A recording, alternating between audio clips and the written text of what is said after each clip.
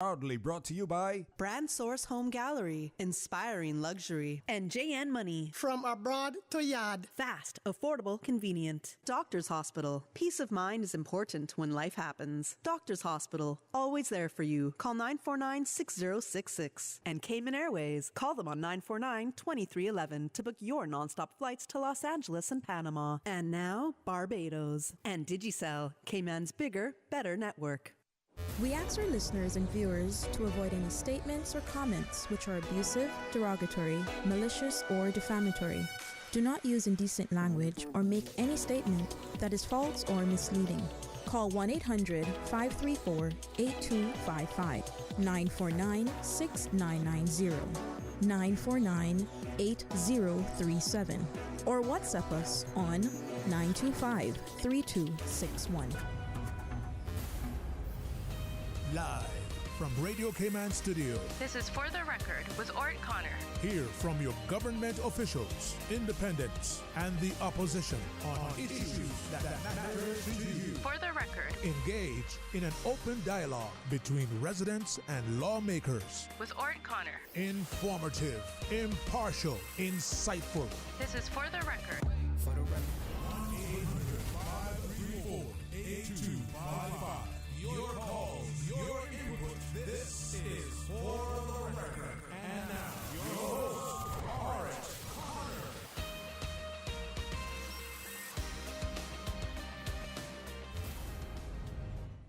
Good morning, good morning, good morning, O land of soft, fresh breezes and verdant trees so fair. Today is Wednesday, the 10th day of April 2024, right here in the beautiful Cayman Islands. We do hope and we trust that everyone had a restful, peaceful, enjoyable evening. Those of you who are on the roads of the Cayman Islands, whether you are a pedestrian, a cyclist, operating any type of motorized vehicle, we urge you to please, please, please be extremely cautious.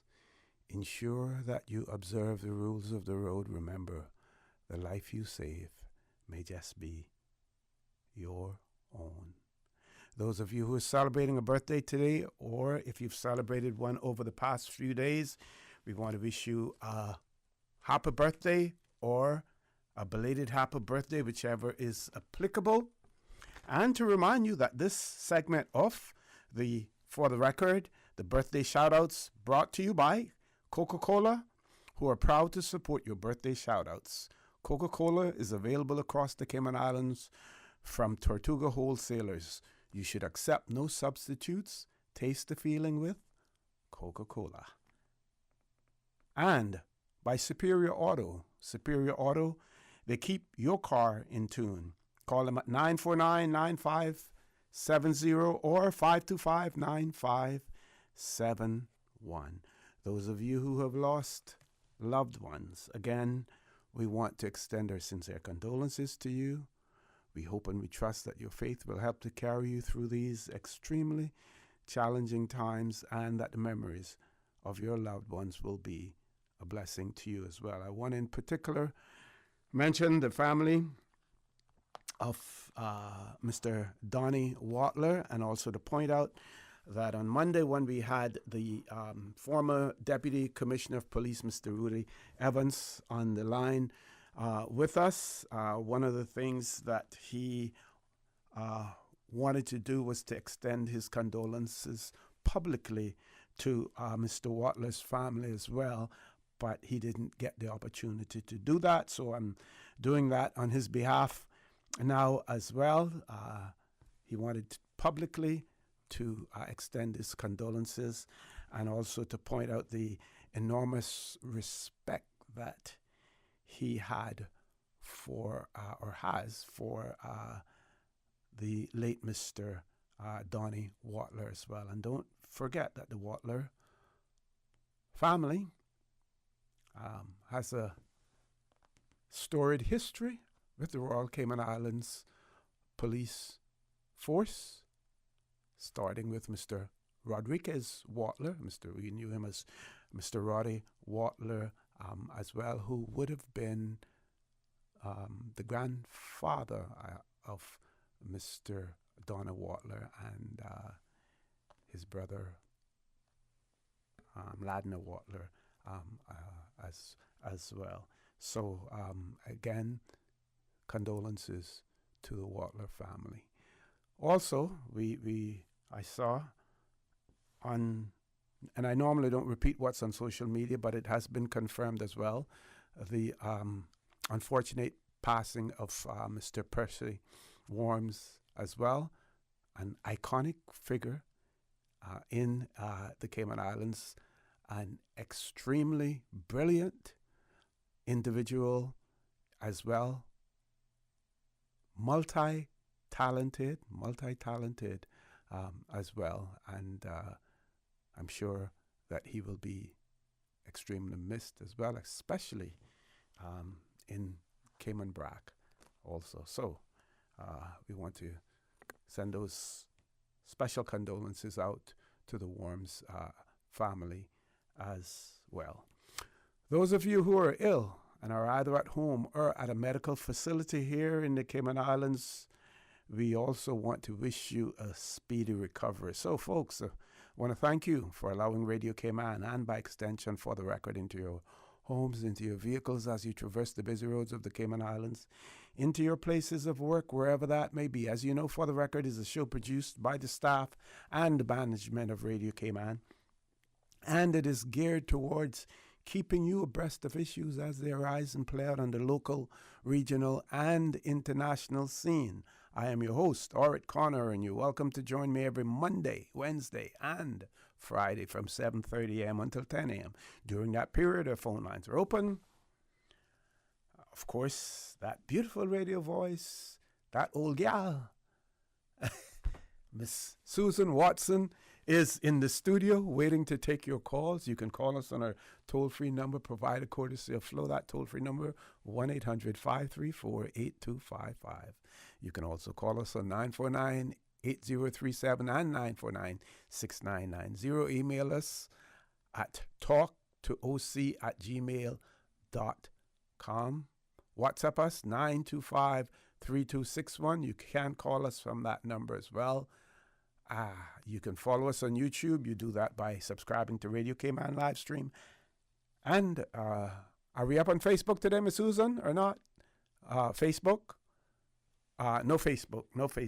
So we're not on Facebook. So the birthday shout-outs, again, proudly brought to you by Coca-Cola. Coca-Cola is available across the Cayman Islands from Tortuga wholesalers. You should accept no substitutes, so taste the feeling with Coca-Cola. Also, Superior Auto. Superior Auto, they keep your car in tune. Call them at 949-9570 or 525-9571. Let's look at the birthdays today. We see happy birthday greetings going out to Chuck in the Brac, and the birthday greetings are coming from his entire family.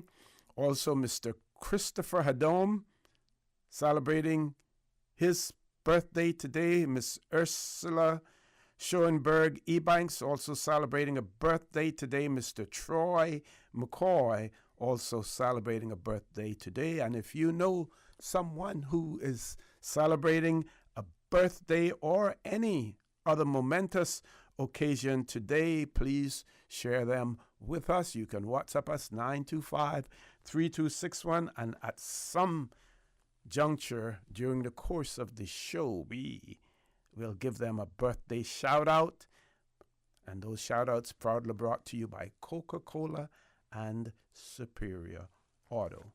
So let's look at what's happening within some government entities, and also to say to you that this morning after the 8 o'clock news, we will have in the studio with us the Deputy Governor, Honorable Franz Manderson, and his staff, as well as some of the sponsors and those who help to make the Deputy Governor's 5K Challenge a success as well. We will have them in the studio. If you have any questions or comments in relation to that event, please send them in to us in advance as well, 925-3261. bearing in mind that the Deputy Governor will be here to talk about that event. So we really want to confine ourselves and the discussion to that event as well. So I believe yesterday I heard something that the NICE program kicked off. Was it yesterday or sometime this week as well? So that is good to know. We also want to, government also wants to remind you that the Early Childhood Assistance Program, known as ECAP, that funding is available for the 2024-2025 academic year. This release was issued yesterday. So the Ministry of Education is pleased to announce that applications are now open for the Early Childhood Assistance Program, known as ECAP, funding for the 2024-2025 academic year. Premier and Minister for Education, Honorable Juliana O'Connor Connolly, emphasized the program's significance, and she's quoted as saying, investing in our youngest learners is crucial for the Cayman Islands' future.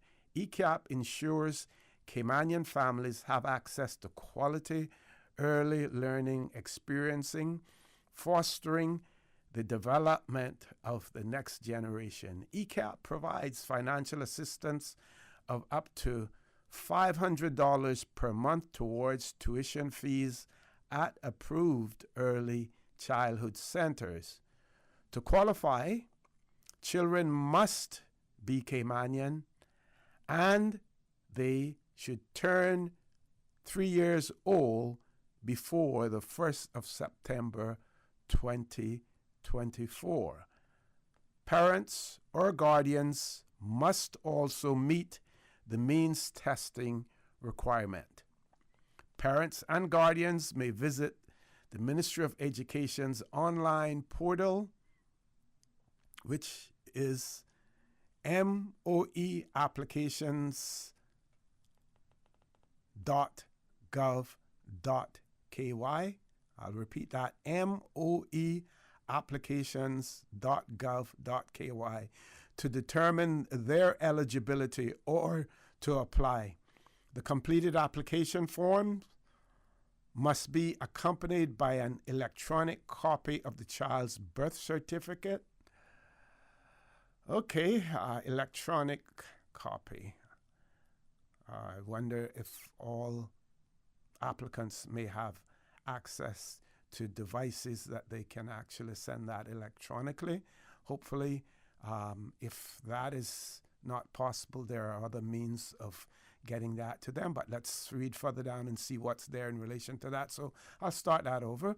The completed application form must be accompanied by an electronic copy of the child's birth certificate, an official letter from Workforce Opportunities and Residency Cayman, known as WORK, acknowledging, acknowledging the child's right to be Caymanian, a copy of the parent's government-issued ID, and proof of income. Once the application is submitted, it will undergo an oversight process. Families who submit their applications by 31st of July will receive an outcome notification via email by the 1st of September. If you want additional application guidance or a video tutorial, that is available on the Ministry of Education's application home page. If you want to learn more about ECAP funding, you can email the Ministry's Early Childhood Care Education, known as by the acronyms ECCE unit, at ecap@gov.ky, or you can call 244-3155. I'll repeat that, 244-3155. So here again, we go again, that if your child is Caymanian and they don't have that status certificate showing that the child is Caymanian, then you have to go to work and you have to get that letter acknowledging that your child possesses Caymanian status. I know that many Caymanians saw this coming down the road, and years ago, many Caymanians applied and received that letter acknowledging the status of their child because they saw it coming. And sure enough, it is here where the onus is placed on the generational Caymanians, while those who came here and we extended our hands to them, we opened arms to them, allowed them to stay, obtain Caymanian status. They got that certificate. They have more to show in terms of what they have than the generational Caymanian. We have a caller on hold. We're going to take a commercial break. When we return, we will take that caller. Please stay tuned for the record. We'll be back shortly. Cayman Islands boasts of a long, colorful, and rich history. In tribute to our roots, Radio Cayman, the voice of the Cayman Islands, is pleased to bring you the Historical Vignette Series. Brought to you by Rotary Central. For more than 110 years, Rotary members have used their passion, energy, and intelligence to take action on sustainable projects. The Cayman Islands. He hath founded it upon the seas. Maud Bush, 1887 to 1950. Maud Bush of South Sound was trained as a nurse and a midwife by Dr. Overton in the 1920s. She delivered babies from Newlands to Georgetown, often for free, as the poor people had no means to pay. She never turned down a patient. She delivered babies until her health failed her shortly before her death. She was always in great demand. She had no children of her own, but she always referred to the babies she delivered as her children.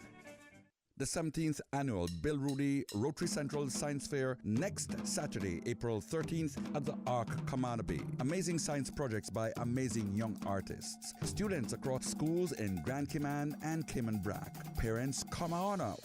Bring the children, bring the family. Support the next generation of engineers, physicians, marine scientists, technology innovators, and more. The Bill Rudy Rotary Central Science Fair, an intersection of Cayman young people in science. Rotary Central, creating hope in the world.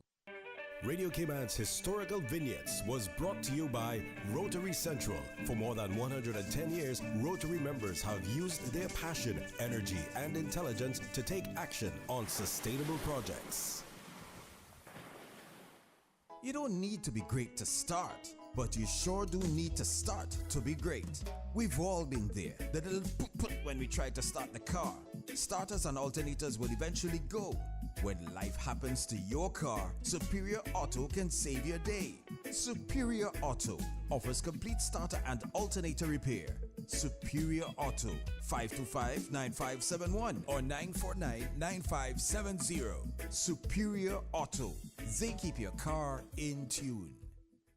Are you feeling sick, but don't feel ill enough to go to the doctor? Ask your pharmacist for advice. Here at West Bay Pharmacy, our pharmacists have been trained to offer helpful, easy-to-understand advice on the treatment of everyday minor ailments for yourself and all the family. Anything from headaches, cough and sore throat, to cold sores, our pharmacists will know when medical help is needed and will not hesitate to refer you to your doctor if your symptoms demand it. Like doctors, our pharmacists have a professional code, which means all personal information you give them will be treated in the strictest confidence. Visit us today at West Bay Pharmacy, where we care about your health. Can you imagine your home completely organized? At Brand Source Custom Closets, we can. We specialize in designing and building custom closets and storage units for any room in your home, including the garage. With tailored designs and custom LED lighting solutions to fit your lifestyle and budget. Our custom closets expert is committed to enhancing the value of your home with a solution that is uniquely yours. Visit our showroom or call 623-6774 to schedule a no-obligation appointment with our design expert. Brand Source Custom Closets, 209 Dorsey Drive, Industrial Park.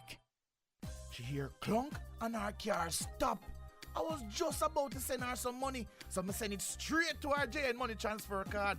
It cost me less, and perhaps she use the card, pay the garage right away. She'll get discount through the JN Rewards program in Jamaica.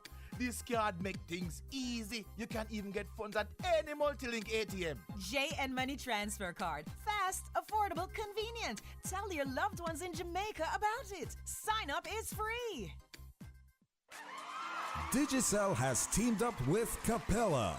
We're giving away tickets for you and a friend to attend Cayman's biggest music festival. Win 2 Capella tickets. Simply activate a 30-day Prime Max plan or be an active postpaid customer and you could be our lucky winner. Don't miss out on this epic event. Go to your nearest Digicel store today or the My Digicel app for your chance to win. Digicel. Better connected. What's that? No sugar, same amazing taste? Coca-Cola Zero Sugar is here to stay. Classic taste, pure satisfaction.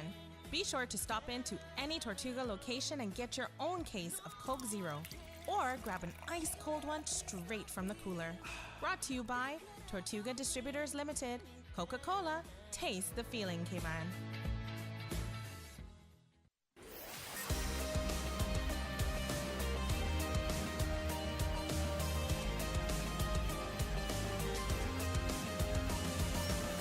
This is For the Record. Good morning and welcome back to For the Record. We do have a caller on hold. Caller, good morning. Welcome to For the Record. Good morning, Mr. For the Record. This is Broken Record. Good morning, good morning. How are you? And it was great to see you in person on Friday. Yeah, it was for such a long time. Yes, yes. Yeah, that is something that is missed between us. We don't get to see enough each other anymore because of the direction the country is going in, and it's not good. Yep. A comment and question, please. I just want the gentleman there from Northside, Mr. Ebank. I just want to thank him for putting himself there, coming on the talk show, and answering questions that people may have. I really appreciate what he's doing, and I just want to personally thank him for doing it. And he don't have to worry about all of the rest of the other politicians. The only people that he have to fear is his people in Northside to remove him. But he looks like he got a really good future in politics. So he just needs to be himself and nobody else, and continue serving his people in Northside, and he got a beautiful future in this business. Jose, I don't understand why our politicians, which we hire them and we pay their wages, why they can't come on to the talk show more often and address and let the people of this country know what they're doing to try to fix some of the problems that we are experiencing as Caymanians in this country. I mean, is that asking too much, Jose, to just get them to come on the talk show? There's 19 of them, right? And you can only get 1 or 2 coming on. I mean, something is definitely wrong. And they're paid quite handsomely, to be in those positions as well. And then you count how many times they meet on an annual basis in our parliament as well. I wouldn't mind having a cushy job like that myself, I tell you the truth. I tell you what, that's why so many of them runs to try to get into politics, because they know that, their bread and butter is there, guaranteed, whether they call in sick or whatever the case may be, or they want to take a vacation, which they're not entitled to at the time, but they just pretty much do whatever they want to do. But well, some may argue that they're always on a vacation, or some of them. Well, I can't argue with that either, because you're probably 100% right about that. But they need to come and make us know. Don't wait until something happens and then they come out, well, this is what we're doing behind doors. And no. We as the people, the direction that this country is going in right now, we need these people to come and let us know how they are addressing this issue, because, I mean, there's so many problems and they're not being addressed. Or if they are, they're not telling us, and you might as well don't do it if you're not going to let us know. I mean, that's my personal feeling towards, this. And something needs to be done, Seriously. Yep. Anyway, I want to thank you for giving me this time, and you have a good day, sir. You're most welcome. You do the same as well. Yes, I was talking to someone the other day, about Minister Jay, and first of all, I want to make it quite clear that I hold no brief for any political figure. I know that there are many or some of you out there who believe that I favor the progressives. And I can tell you, and I've said so before, as a matter of fact, at one point in time, we had one incessant caller to Radio Cayman, and in particular to For the Record as well, who accused me of being a member of the progressives. And I said to that person, unless you can provide evidence that I am a member of the progressives, you're not going to be calling in on my talk show and conversing with me. And I held my position, in relation to that. So I hold no brief for anyone. But being an observer of politics and being involved in the electoral process, working with the supervisor of elections, Mr. Kerner Gomez, I feel that I have a particular insight into politics in the Cayman Islands. And I was saying to someone that I do not see any formidable challenger coming forward in the next election to challenge Minister J.E. Banks in his district. I said that to that person, and I'll say so publicly as well. And I'll repeat again, I hold no brief for any politician. We have about 4 minutes before we go to the 8 o'clock news. One more caller. Caller, good morning. Welcome to For the Record. Good morning. I heard I got to be brief. Good morning. Well, you got about 3 minutes, three and a half. Well, I didn't have to call in after Peter called in, Sorry, he running through. If we could get him and his sister Jan up in there, man, I guess we'd be doing pretty good. They got the eyes on fingers and everything around the island, They know what's happening, Yeah. And then I coming right in behind them. And then with Elvis McKeever up on the back, and boy, we could, once we continue doing that as members of the public, then even if the politician don't come on, at least we can display what's happening. Precisely. I guess what Peter was saying was we need them to come on and say what they got to do about what's happening. So yeah. But I'll see. I heard you mention about having to approve generational Caymanians, having to prove that they're Caymanians. Can you imagine that? I know of a person who have Cayman status, who came here as a worker and stayed, bam, and they haven't been no further east than Hydrocastle. But they're Caymanians, and like you said, they have a piece of paper that they can display stating that they are Caymanian, where the generational Caymanian don't have that access to that. Yep. Well, they might have access to it, but a lot of people are probably as ignorant and stubborn as I am, who state that I would not go to get that if I in any circumstances. Or see. And when you go to get it, you may have difficulty too, because you may have to provide birth certificate of both of your parents, marriage certificate. If they're deceased, you may have to get an affidavit saying that at the time of your birth that they were domiciled or resident in the Cayman Islands. There may be a whole lot of hoops that you may have to jump through depending on your age, and you got to prove that you're Caymanian. See, can you imagine that, where I personally can trace my ancestor right back to 1796, right in East End. No outside, no Bordentown, no, right in East End, 1796. And I need to go and prove that I'm who I say I am or who I think I am. That is not right. Yep. And I think I just want to be quick. I think you touch on the nice program. Nice program, yes, yeah. Is that the one where they clean up the road?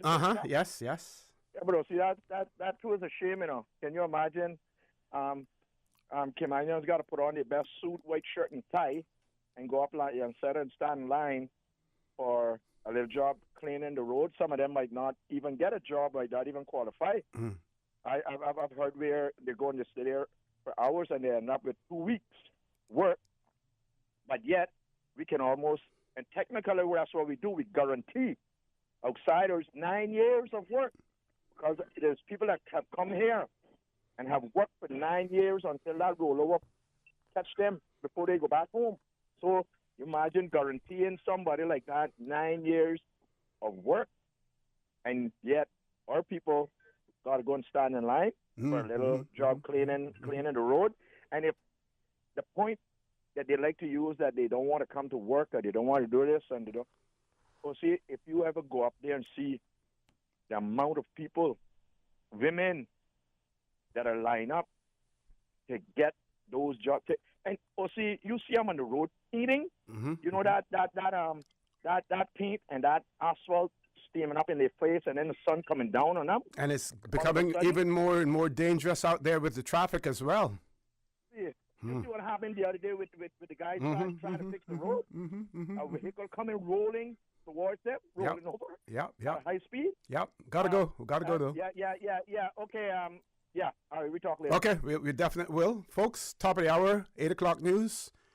Please stay tuned for the record. We'll be back immediately after the 8 o'clock news. Thank you, Mr. Connor. And a minute after 8, brought to you by Foster's.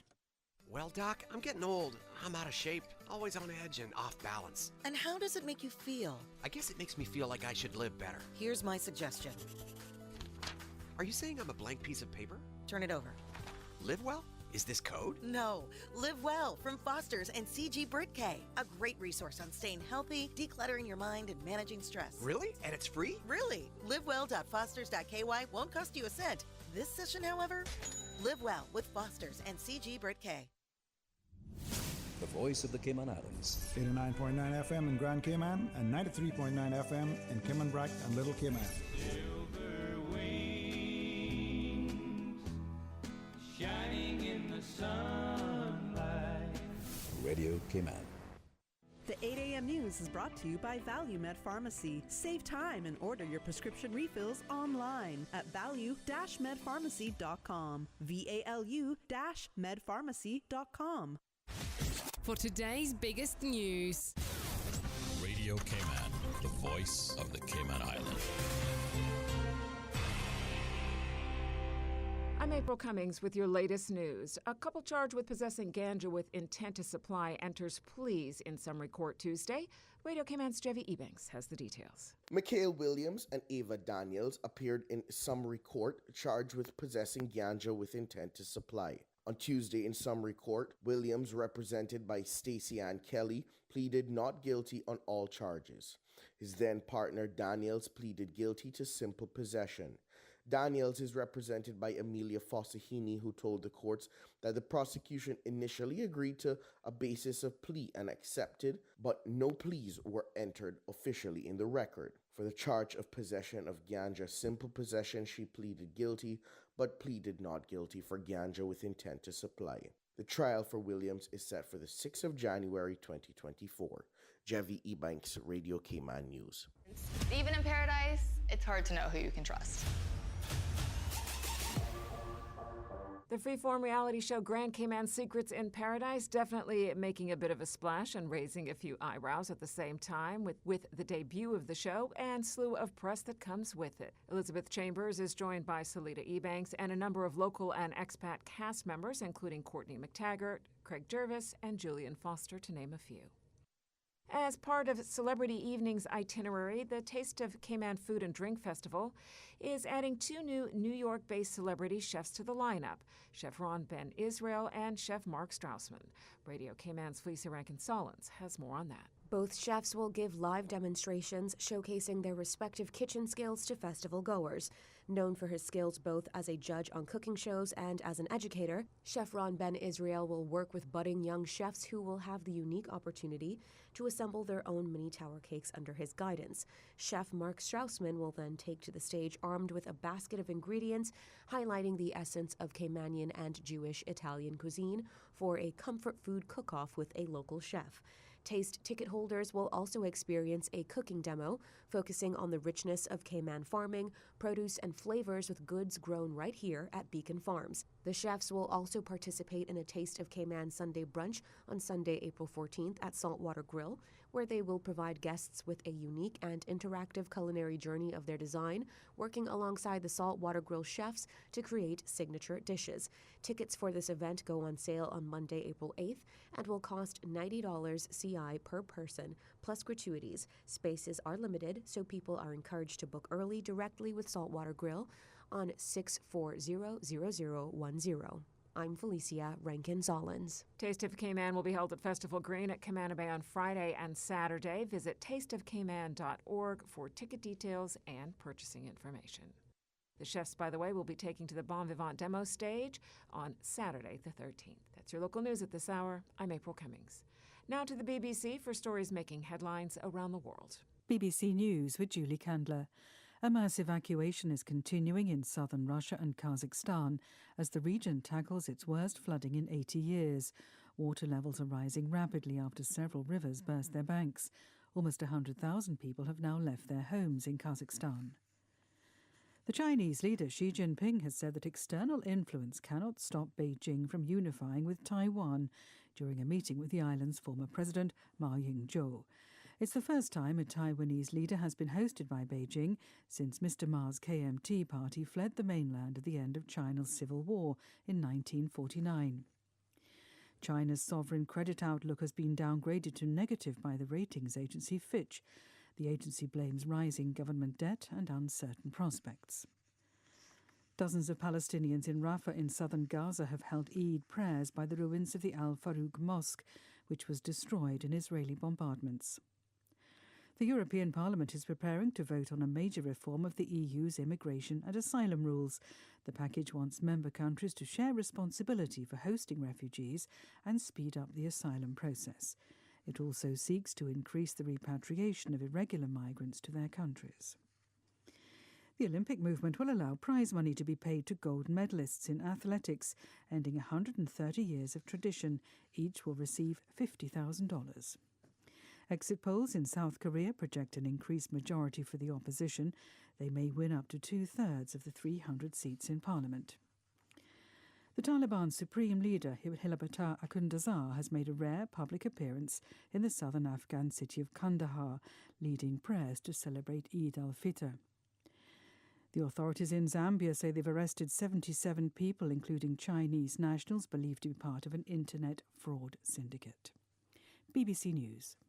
The 8 a.m. news is brought to you by ValueMed Pharmacy. Save time and order your prescription refills online at value-medpharmacy.com. VALU-medpharmacy.com. Now, more than ever, supporting your immune system is crucial to helping your body fight off illnesses like the common cold, the flu, and COVID-19. At ValueMed Pharmacy on Walkers Road and in Buttontown, we carry all the essential vitamins and minerals to help support your immune system and improve your overall health. Some of our top immunity support picks are vitamin C, vitamin D, zinc, elderberry, and quercetin are the popular 7-in-1 immunity support. Our pharmacists are always on hand to help guide you and answer any questions. Visit ValueMed Pharmacy on Walkers Road or Buttontown. Live happy, live healthy with ValueMed Pharmacy.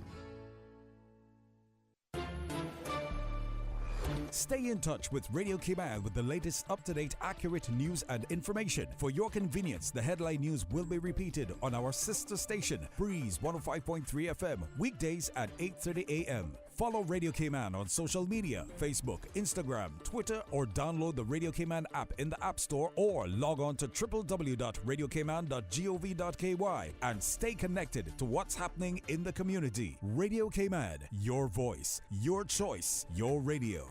If you're a parent, you know that providing your child with a quality early childhood education can be expensive. However, the Ministry of Education offers financial assistance through its Early Childhood Assistance Program to help qualifying Caymanian families cover the costs at registered early childhood settings. Visit our online application portal at moeapplications.gov.ky to learn more and get started. This message is brought to you by the Ministry of Education.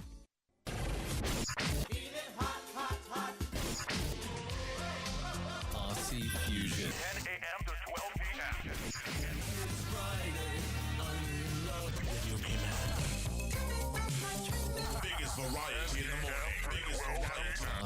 Fusion. Following the 10 a.m. news headline.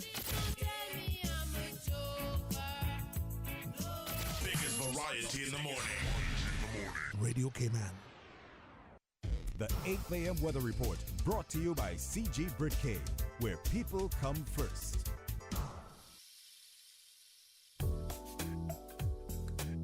Good morning. Let's take a look at the latest weather report. Current temperature is 82 degrees. Relative humidity is 85%. The barometric pressure is 29.91 inches and rising. The wind is out of the east at 4 knots. Overnight low temperature was 79 degrees. Synopses indicate moderate to fresh east to southeasterly winds with rough seas are expected for the next 24 hours in association with a strong high pressure system over the western Atlantic Ocean. Satellite images show scattered clouds over the northwest Caribbean. The forecast for the Cayman Islands for today and tonight is calling for partly cloudy skies with a 30% chance of showers. Temperatures today will be in the mid-80s and will fall to the upper 70s tonight. Winds will be east to southeast at 10 to 15 knots, and seas will be moderate to rough with wave heights of 4 to 6 feet. Small craft should exercise caution over open water for today and tonight as well. Today's high tide will occur this morning at 7 minutes past 10, low tide this afternoon at 4:35, and a high tide again tonight at 11:25. The sun will set this evening at 6:40 and will rise tomorrow morning at 11 minutes past 6. And the outlook is calling for light to moderate northeasterly winds with moderate seas by Friday morning as a cold front is expected to move over the Yucatan Channel. That's the very latest on your weather report. Take some advice from your Aunt Angie. If you're going to invest in an exotic pet, choose anything but a Norwegian forest cat. Apparently, they will eat all your jewelry. Before you know it, you're racing to the vet when your cat escapes from his carrier and lunges for your earrings. You crash and your cat swallows your pearls. But if you're smart, you'll have CG Motor Insurance and get the best comprehensive coverage for the price. Get the best comprehensive coverage for the price. CG Britcay. Good like that. All benefits are subject to policy provisions, weather including report eligibility, brought time to of you by service. CG Britcay, where people come first. The traffic report is brought to you by Subway. Enjoy a delicious start to your day with breakfast from Subway. Good morning once again. Let's take a look this time at traffic coming from the east on the Linford Pearson Highway. Traffic is steady, and steady traffic on Huldah Avenue as well as coming off of Bobby Thompson Way. Heavy traffic on the Esterly Tibbetts Highway. Delays expected. As we look to Crew Road heading to Georgetown, traffic is steady. Heading east on Crew Road, moderate flow of traffic. And traffic flowing moderately on Eastern Avenue as well as Godfrey Dixon Way. Edward Street, not looking too bad. Traffic is moderate. And out of Georgetown on Shedden, looking good as well. Coming from the West Bay four-way stop, moderate flow of traffic. Owen Roberts Drive, traffic is flowing smoothly. And that's what's happening on your roads. Join us again at about 10 minutes after 12. We'll give you another look at traffic. Have a good morning and drive safe. From boat days to beach gatherings, leave the catering to Subway. Choose from small and large sandwich platters, double meat wrap platters, and top it off with optional cookie platters for dessert. Or ask about our Subway box to go with the option of 6-inch or foot-long sandwich, 1 cookie, and 1 bag of chips. For all occasions and celebrations, let Subway focus on the food so you can focus on the fun. Visit subway.ky for catering options. Subway. Eat fresh. The traffic report is brought to you by Subway. Enjoy a delicious start to your day with breakfast from Subway. The new Cayman, have a few minutes to spare? Your Ministry for Housing has just launched the public survey for the Cayman Islands Housing Policy and Strategic Plan. We are all about making our island home even better. We need your help. It's your thoughts and ideas that will shape our housing policies for the future. Your voice matters, and it's easy to get involved. Just visit cihousingplan.org and let your voice be heard. Plus, you could catch some cool gift cards just for sharing your ideas. Don't miss out. Open through April 16th. Head to cihousingplan.org or go to the Ministry's Facebook, Instagram, X, or LinkedIn now and be a part of the conversation. Your input matters more than you know. Let's make Cayman's housing future brighter. Together, your voice, your future. Take the survey today. If you're a parent, you know that providing your child with a quality early childhood education can be expensive. However, the Ministry of Education offers financial assistance through its Early Childhood Assistance Program to help qualifying Caymanian families cover the costs at registered early childhood settings. Visit our online application portal at moeapplications.gov.ky to learn more and get started. This message is brought to you by the Ministry of Education. The new KFC nuggets have arrived. That unlike the no-gets. Ours are handmade using 100% white meat, unlike the no-gets.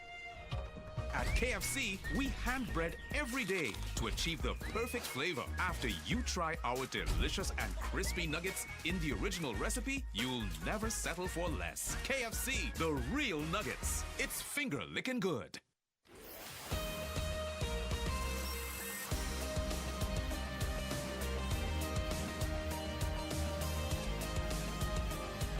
For the Record with Orrett Connor.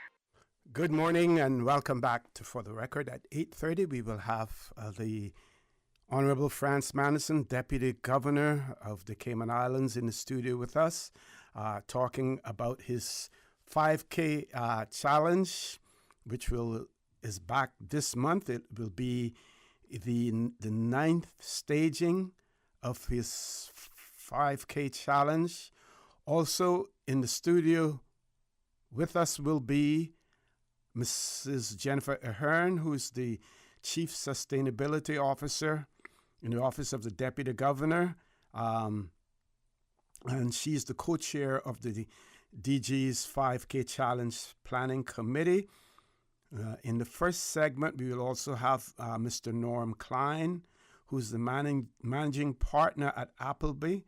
Appleby is the platinum sponsor. Then we will have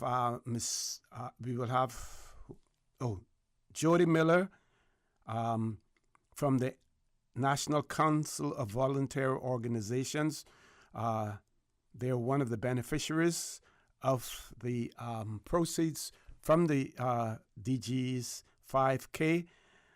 We will have Miss Rhonda Kelly, who's from the Addison Kelly Memorial Scholarship Fund as well. And we'll talk about the staging, the 3 islands, when it will take place, and the charities benefiting from it as well.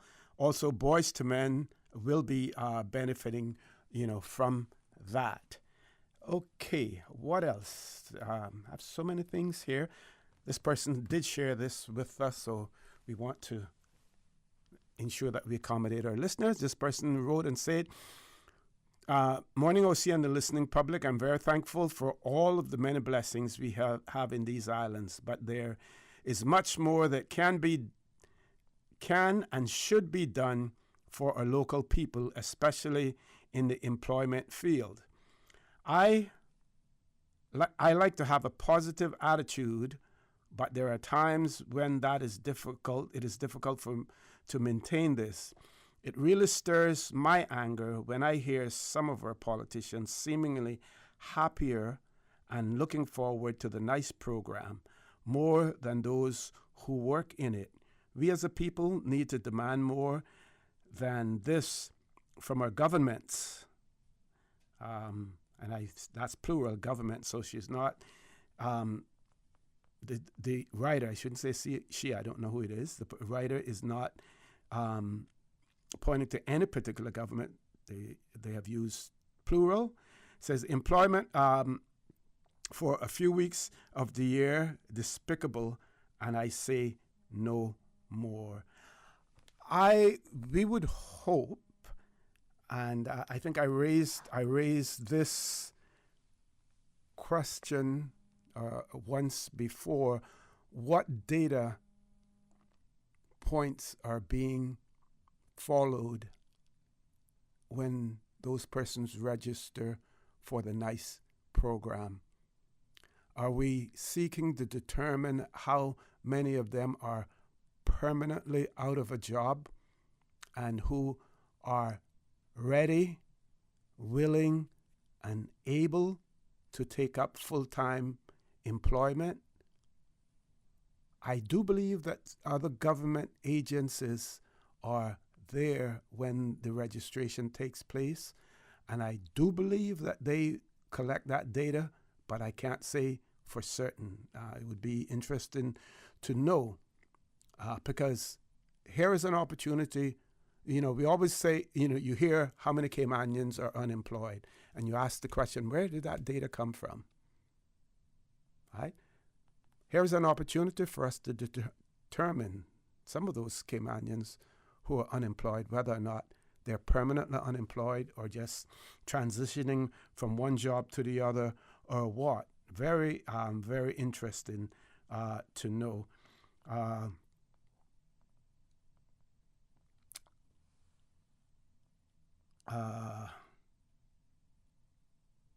Okay.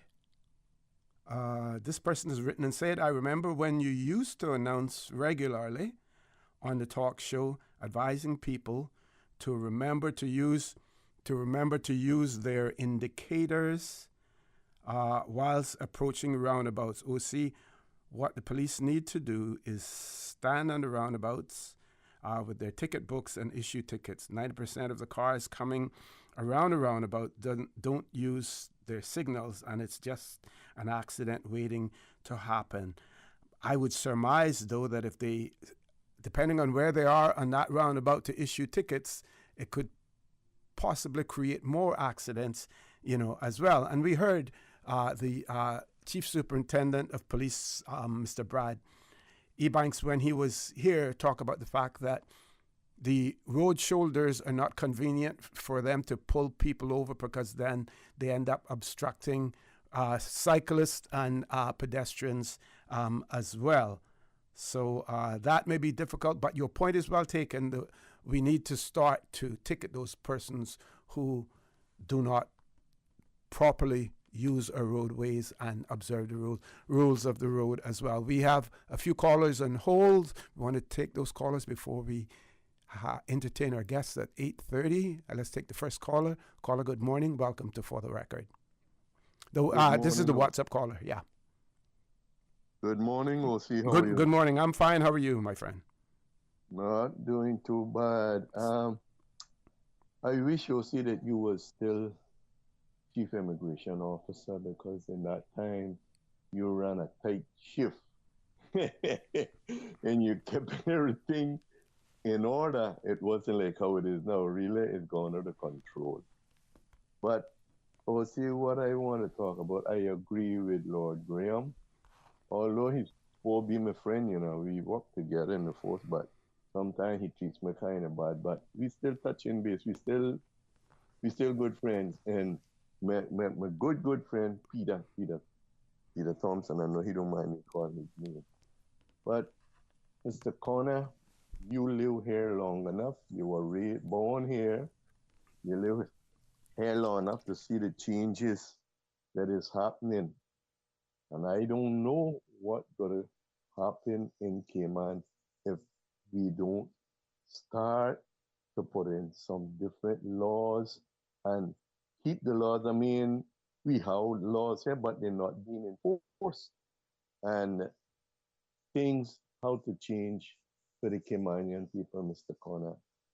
I want to say something real quickly. And you mentioned something that somebody called in a while ago talking about where they work for the Caymanian people with the NICE program. For me, I personally think that those people that apply every year and work at the NICE program, the government should have things in place to give them full-time employment, because I know some are contractors on their own that can't get no work because it's taken over by foreign other contractors and things. I know a good friend of mine that do a lot of construction in the island here. They're born Caymanians, and they put in, the people call them and ask them for estimates, tell them to give them a job, and then they'll go to somebody else and say, well, you know, Mr. Connor just gave me this price. How much you can do it for me for? And then you will drop the price. I will drop the price just to get the job. I mess up the job. And then I will come and get the deposit from you, send that off the island, and then come and do the work to start it, to hold it. And then when the job is messed up, we call in the one that came on first that done the work and know the work to repair it. And then they came on and said they're not going to repair somebody else's work. They should have given it them in the first place. And the Chinaman always said, good things ain't cheap and cheap things ain't good. You know? Yeah. But Mr. Connor, the immigration need to do something with these people that coming in, because I'm going to finish up right now. Yeah, because I want to grab the other caller before we go to our 8:30, because after that we'll have our guest. Now to say about this Caymanians. Let me tell you, and you, I think you feel the same way. Your parents were from here. You born here. And if this coming from Bible now, because I study my Bible, in Bible time, where you were born, that's where you from. So I do not know whoever changed this law to say that you can come in and get papers and say that you came on here. Okay. Mr. Connor, when you went to the States, was you an American or American citizen? Were you was? That depends. Yeah. But caller, that's a conversation for another time. I really want to grab the other caller, with due respect to them before, and we only have about 4 minutes. But, we will talk again. Let's grab the next caller. Caller, good morning. Welcome to For the Record. Hello. Good morning, Mr. Connor. Good morning. No, I'm going to be very quick. Now, this is pertaining to the job, as everyone is talking about. Now, I know 2 persons that got fired from the Ritz-Carlton Grand Cayman. I can speak about the hotel. You tell me not to say it, but I can say it anyways. And when I went to the job fair down at the new hotel there, you see the person that got fired for stealing employee their money, that got fired from down there, I see that very person at the new hotel recruiting people. Now, you would say they get fired from one entity that's owned by a big person on this island or part owner, and the person is owning this new hotel here. You would say that they're not going to get... I know Caymanians that apply down there that don't get hired, and those 2 people get hired at this new hotel. So something is very, very wrong. Mm-hmm. Mm-hmm. Okay, caller, want to thank you. Thank you very much for that. My comment on that would be they may have been, if they were fired from another institution or from another establishment, did that new employer know about their past history? Were they charged and convicted for that? Because then they would have a possible criminal record. And with all of that, there are second and third chances as well. So don't have enough information to really opine on it, but there are several variables, there are several things that you would need to know to make a full assessment of that. Folks, we're going to take a commercial break now so that I can let my guests into the studio. When we return, we will be talking about the Deputy Governor's 5K Challenge. Remember, if you have any questions, comments in relation to it, please WhatsApp us 925-3261. We want to restrict our discussion to the 5K Challenge. Please stay tuned for the record. We'll be back shortly. At Doctors Hospital, we know life happens, and usually when you least expect it. So when unexpected medical issues arise, you need quality care close to home. Located in the heart of Georgetown, our accomplished team of physicians and medical staff treat minor urgent conditions such as migraines, chest and abdominal pain, shortness of breath, burns, broken bones, open wounds, and more. 24 hours, 7 days a week with no appointment necessary. Peace of mind is important when life happens. At Doctors Hospital, we're always here just for you. Need to speak to someone? Call 949-6066. Your dream home starts with a vision, and often inspiration is at the heart of that vision. Brand Source Home Gallery's in-house designers are here to help bring your vision to life. Whether you're remodeling or building a new home, Brand Source Home Gallery is your one-stop solution. Explore their kitchen cabinets, sinks, faucets, bath fixtures, tubs, vanities, and more. Let Brand Source's designers help and inspire you with your next project. Call 623-5000 and schedule an appointment with a design expert at Brand Source Home Gallery, Dorsey Drive, Industrial Park, serving Cayman for 50 years. There you go, sir. Thanks for choosing JN Money Transfer. Boy, thanks to JN Money Transfer, I can stay right here in Cayman and pay mama bills back home in Jamaica. Her water, light, phone, and other bills never late. Every month I pay everything in one place. Make payments to over 30 companies in Jamaica through JN Money Transfer. Fast, affordable, convenient. Call 1-800-744-1163 for details. Tune in every Monday through Friday at 12 p.m. for Radio Cayman's Midday Newscast. Radio Cayman, the People's Station, your trusted official source for the latest news. The 12 p.m. news is proudly brought to you by Health City Cayman Islands. World-class healthcare within your reach.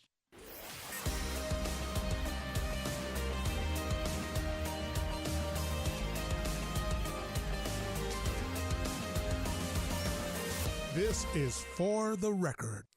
Good morning and welcome back to For the Record. As promised, we have in the studio with us Honorable Franz Manderson, Deputy Governor of the Cayman Islands, Ms. Jennifer Ahearn, who's the Chief Sustainability Officer in the Office of the Deputy Governor, and she's also the Deputy Governor's 5K Challenge Planning Committee co-chair. Also with us, Mr. Norm Klein, who's the Managing Partner at Appleby, and Appleby, they are this platinum sponsors for the DG's 5K challenge as well. And first of all, let me say, folks, good morning and welcome to For the Record. Good morning. Thank you for having us. Yes. Good morning. Good morning. Morning. Thank you for having us on.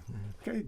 And I want to remind our listening audience again that the Deputy Governor is here today in his capacity, Yes. As the chair of the committee Right. for his 5K challenge in that capacity today as well. So, DG, good morning, welcome. Tell us about the challenge. Tell us about the history of it. What prompted you to initiate this challenge in the first instance? Thank you, Mr. Conner, and good morning again to everyone.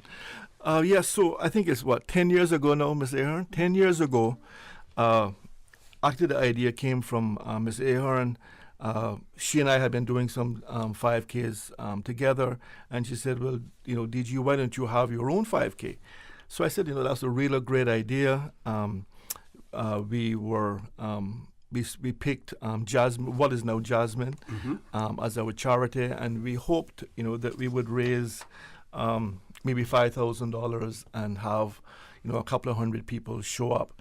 But we exceeded expectation. We raised over $12,000, and I think I had 700 people show up. So it was really great to see people coming out, getting healthy, seeing other persons in the community, people that you haven't seen before, but also then giving back to our community, giving back to a very worthy charity like Jasmine. So over the years, we have continued, and other than COVID time, we've had a DG's challenge every year since 2014. And we've raised $12,500 for Jasmine. We raised $50,000 for the Special Olympics Cayman Islands. We raised $60,000 for the Cayman Heart Fund, and they used that to buy an ambulance for HSA. We raised $85,000 for YMCA, and they built a ropes challenge that is at the Fields of Dreams. And then we decided to mix up the charities and add some additional charities. So in 2018, we raised $89,000 for Feed Our Future, Meals on Wheels, and the Kiwanis Club of Grand Cayman, the Colonel's Community Center in Cayman Brac, and Little Cayman Primary School. So we hit all of the islands. In 2019, we raised $82,000 for the Cayman Islands Crisis Center, the Alex Panton Foundation, and the Special Needs Foundation. In 2022, we raised $98,000 for the Cayman Islands Cancer Society, the MS Foundation, Alzheimer's and Dementia Association of the Cayman Islands. And then last year, we raised $82,500 for the Cayman Islands Red Cross, Loud Silent Voices, and United Against Bullying Foundation. So in the last 9 years, we've raised $559,000 for some amazing charities. And I think we've been able to highlight the work of those charities. And you know, when you look at charities like Hospice, Special Olympics, YMCA, Feed Our Future, MS Foundation, they're varied, but they provide some meaningful services in our Cayman Islands. So I am very, very proud of what we have achieved. I could not have done it without the work of Ms. Ahearn and the organizing committee. She does the lion's share of the work. He says co-chair, but she really does a lot of the work. And you know, I wanted to mention Mr. Klein from Appleby, who has come on as our platinum sponsor and has really stepped up and shown what a good corporate citizen does in our community. They give back, they care. And he's already training for the 5K. So it has been a tremendous success, Mr. Connor, and I am very, very proud of what we have achieved. You know, myself, having, you know, tried to do my best to keep fit and to get out and exercise. You know, I still had a heart attack in 2022. And you know, the doctors told me, well, it's because you have been trying to keep yourself fit. You were in the gym when it happened, so you were taking care of yourself, and that's why you're alive today. If I had not exercised, if I had not been doing the things that I had been doing, I wouldn't be talking to you today. So I'm a testament to the importance of getting out there, getting fit, getting your heart rate up, and exercise. You do it every morning. I already have 10,000 steps. I did a 5K this morning. So I am trying to lead by example. And my message to the people of the Cayman Islands is, you know, I just want to talk a little bit about the charities for this year, and then I'll turn it over, is that my message to the people of the Cayman Islands is that when we see an issue in our community, we can complain about it or we can do something about it. And Mr. Connor, from the time of our days at immigration, we never just complained about it. We did something about it. Precisely. So I want that to continue. I saw what was happening in our community. I saw young men not conducting themselves appropriately. I saw a horrible fight at our schools, the viciousness of that attack. And I saw the work that Boys to Men has been doing. I was really impressed with what they've been doing in terms of teaching our young men about responsibility and the importance of behavior, good character. So I've chosen them to be one of the charities this year. The Addison Kelly Memorial Scholarship Fund, we all know the story behind that. We had a very tragic incident, but the Kelly family has really gone out there and promoted the importance of paying attention to mental health and the work that they're doing to their scholarship fund, which is going to encourage people to get involved in that type of activity. And then we have the NCVO, which is probably one of our oldest charities, who has done so much for the Cayman Islands. They have the girls' home, they have a nursery. They do so much for the people of the Cayman Islands. I really wanted to highlight the work that they're doing and be able to give them a good donation at the end of the 5K. So very, very pleased to be here, Mr. Connor. Again, big thanks to Ms. Ahearn and Mr. Klein, and I'll pause there. Okay. Before we go over to your platinum sponsor, in terms of choosing the particular charities, if there are charities out there who want to be considered, how do they go about promoting themselves to you? Sure, just contact me, send me an email, and I'd be happy to look at it. Last year we chose some charities that were not well known, so the Anti-Bullying Foundation, for example, but we know what's happening in our schools around bullying.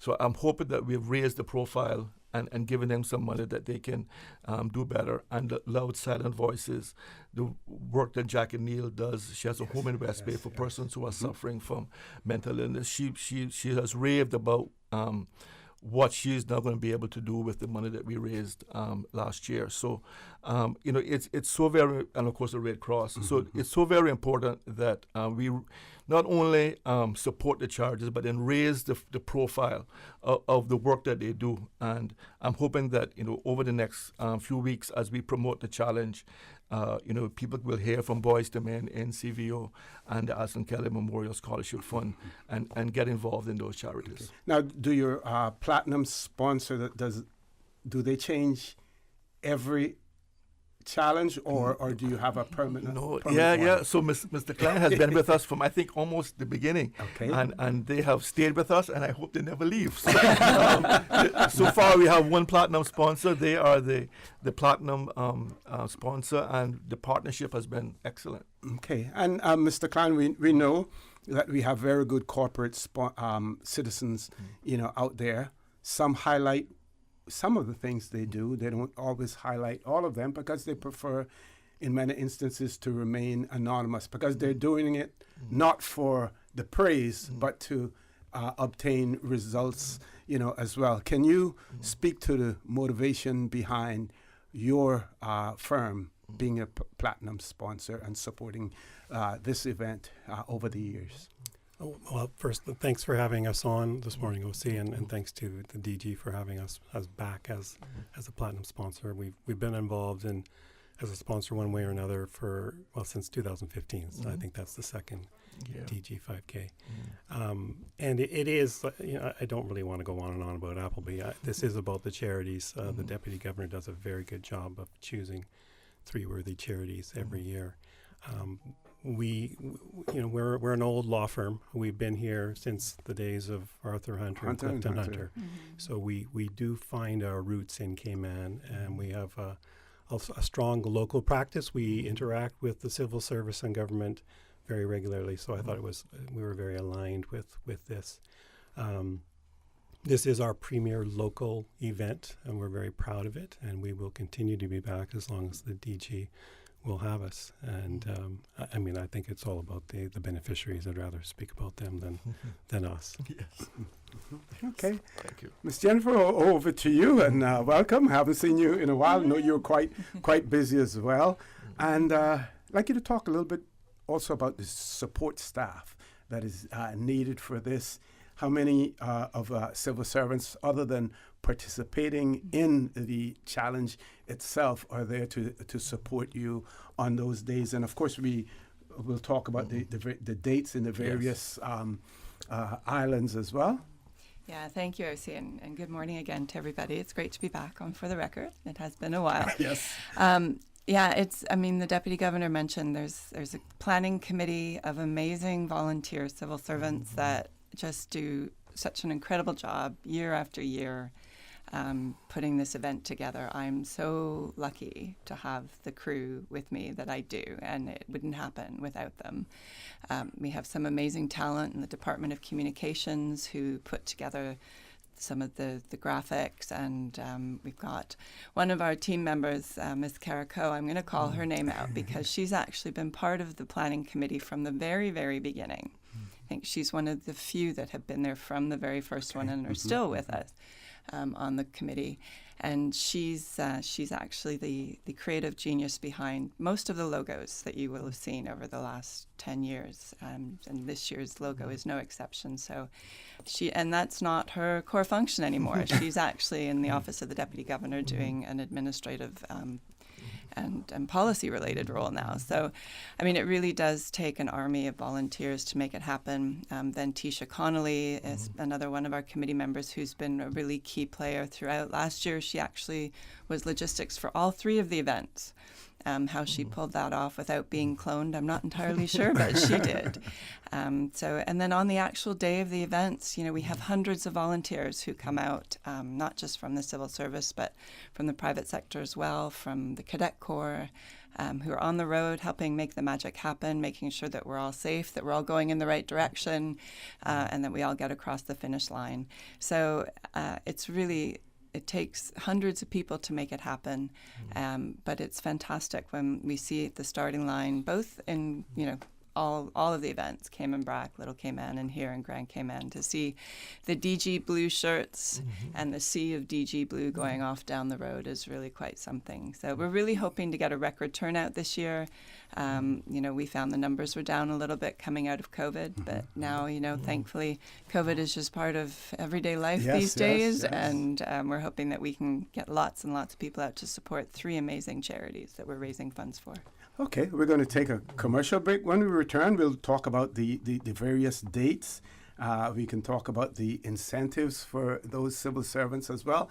And curious to know whether or not this event is starting to have any sort of a global reach as well in terms of persons coming down to participate in it as well. We see things of this nature then becoming not only a local event but an international event as well, and that possibility is always there. Of course, the Cayman Islands are always extremely attractive to people wanting to come here and do things, and why not participate in the DG's 5K as well. Folks, we're going to take a commercial break. Please stay tuned. When we return, the conversation with Ms. Jennifer Ahearn, Mr. Norm Klein, and the Deputy Governor, Honorable Franz Manderson, will continue. Don't change that dial. For the record, we'll be back shortly. At Doctors Hospital, we know life happens, and usually when you least expect it. So when unexpected medical issues arise, you need quality care close to home. Located in the heart of Georgetown, our accomplished team of physicians and medical staff treat minor urgent conditions such as migraines, chest and abdominal pain, shortness of breath, burns, broken bones, open wounds, and more. 24 hours, 7 days a week with no appointment necessary. Peace of mind is important when life happens. At Doctors Hospital, we're always here just for you. Need to speak to someone? Call 949-6066. Digicel has teamed up with Capella. We're giving away tickets for you and a friend to attend Cayman's biggest music festival. Win 2 Capella tickets. Simply activate a 30-day Prime Max plan or be an active postpaid customer and you could be our lucky winner. Don't miss out on this epic event. Go to your nearest Digicel store today or the My Digicel app for your chance to win. Digicel. Better connected. You know who this is? That same old girl that went to Hollywood and Panama? Well, guess what? The fun ain't done yet. Because this year, I'm going to country concerts in Denver. I got kick up my heels in Times Square. And I got find my way to Barbados. I got keep living the dream with Cayman Airways. We so blessed to have them. I tell you what though, this old girl's feeling younger than ever. Make your travel dreams come true with Cayman Airways, offering international non-stop flights from Cayman to New York, Miami, Tampa, Denver, Los Angeles, Panama, Kingston, Mobay, La Ceiba, and Havana, plus Barbados. Enjoy free rum punch, free in-flight entertainment, free seat selection, and free meals on select flights. Call 949-2311, contact a travel agent, or visit CaymanAirways.com. Social media, X, formerly Twitter, Facebook, Instagram. Interact with our talk shows on YouTube. Download our official Radio Cayman app, or you can log on to our website, www.radiocayman.gov.ky. You can also add us to WhatsApp on 925-3261. All the latest information, breaking news, community events, and more. Radio Cayman.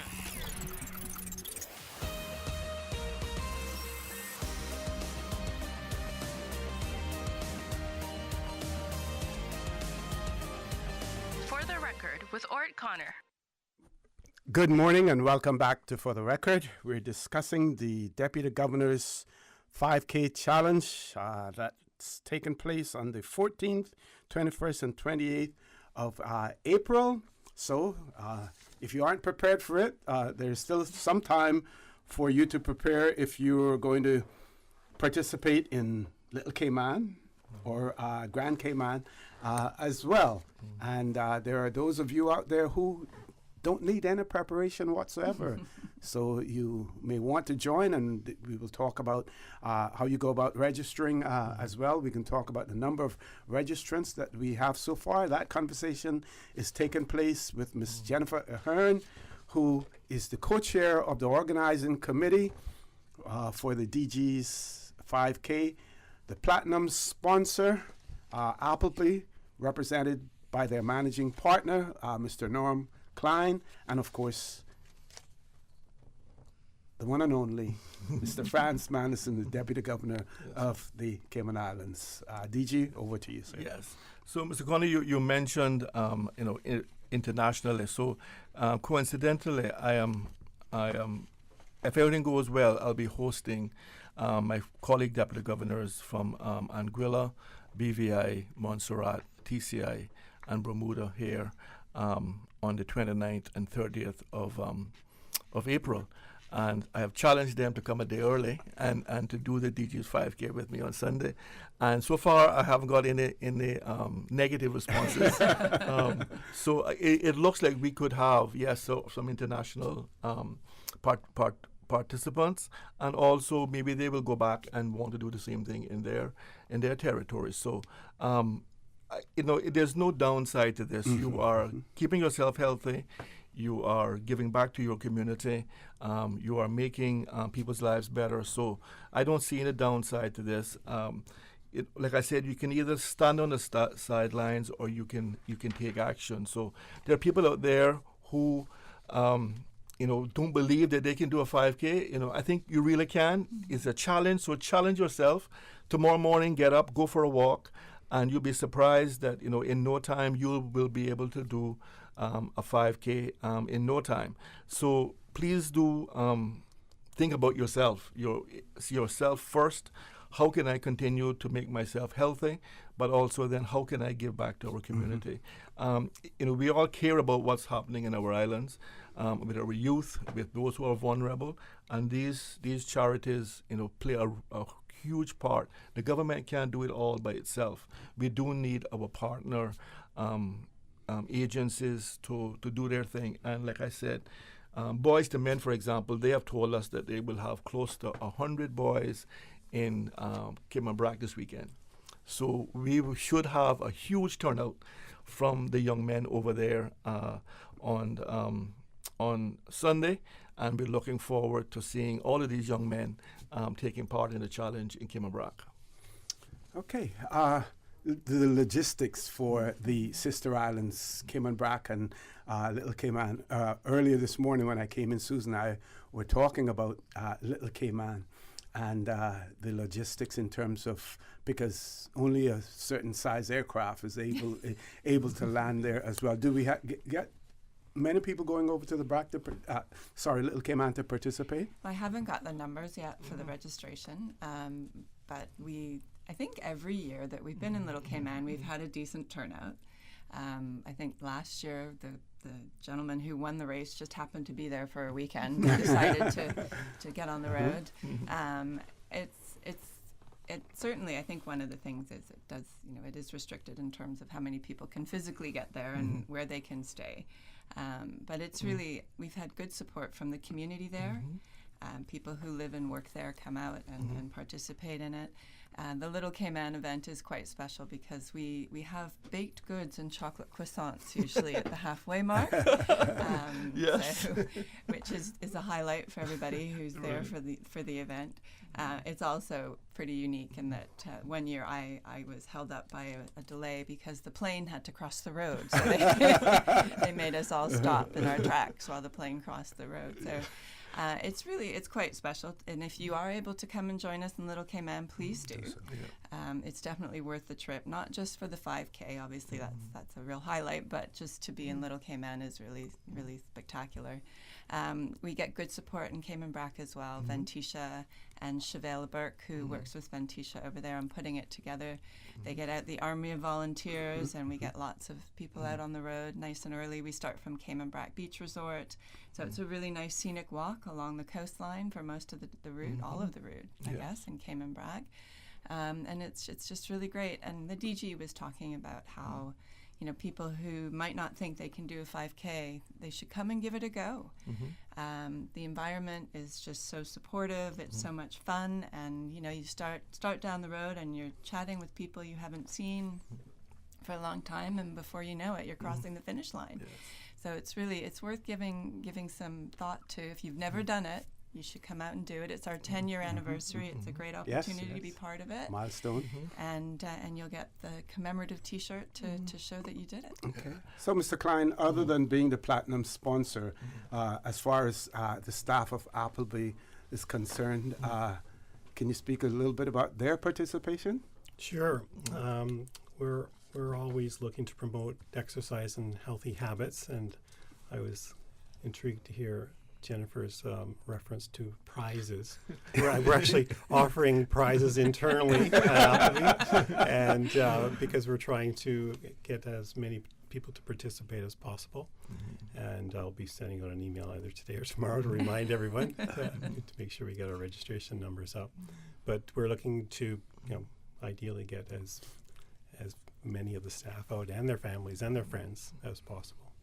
Yeah, Mr. Connor, we have had some great stories from this. So I remember a few years ago we had a lady who came up to me and she says, DG, I just wanted to say, what a difference the 5K challenge has made in my life. So in January, I could only walk a mile. And by the 5K, I was able to do a full 5K. I felt so much better. I actually, the doctors had reduced my diabetes medication. And then she said, I didn't stop there, and I actually did the half marathon in December. So you had someone who could only do a mile in January and then did a half marathon in December. And I haven't checked in with her for a while, but she was feeling it was transformative, getting out there, exercising, reducing her need for medication just by getting out there and exercising. So it is so very important that we, preventative care. We keep talking about it. After you had a heart attack, it's too late. You need to make sure and try to get out there. There are people that talk about, I don't have the time. Listen, you can make the time. You can get up an hour early. You can, take the stairs at work. You can don't park in front of the door. When I go home in the evening, if I have to stop at a supermarket, I park as far away as I possibly can and get some extra steps walking into the supermarket. So there are things that we can do to just keep ourselves fit. The governor came back to work yesterday, and I had an early meeting with her, and she took the stairs. So she takes the stairs in the building, and those are things that we can just do for ourselves to try to keep ourselves fit. So it's very important. You will always find a reason not to do it. You have to look for reasons to do it. Yes. So we still have about 3 minutes before we go to our headline news at 9 o'clock. Can we talk some more about the sponsorships and I think we have the goal sponsors as well. Ms. Jennifer, you want to talk about the sponsorships? Yeah, the sponsors are so important. I mean, we could not raise the kind of money that we've been able to raise over the years without their amazing support. But also they give us great support in terms of, as Norm said, getting their team to come out and participate in the event. So we're really grateful for that. So we've been hearing from our platinum sponsor this morning, Appleby, which is fantastic. They have been with us since 2015, and they've supported us in a really big way, and we're really grateful to Appleby for that and for their continued support. And I think we all heard Norm commit to staying on board, so that's great. I heard it loud and clear myself, and we have it on tape. So we're very, very grateful for that, Norm, and for all of your team at Appleby for continuing to support us with the event.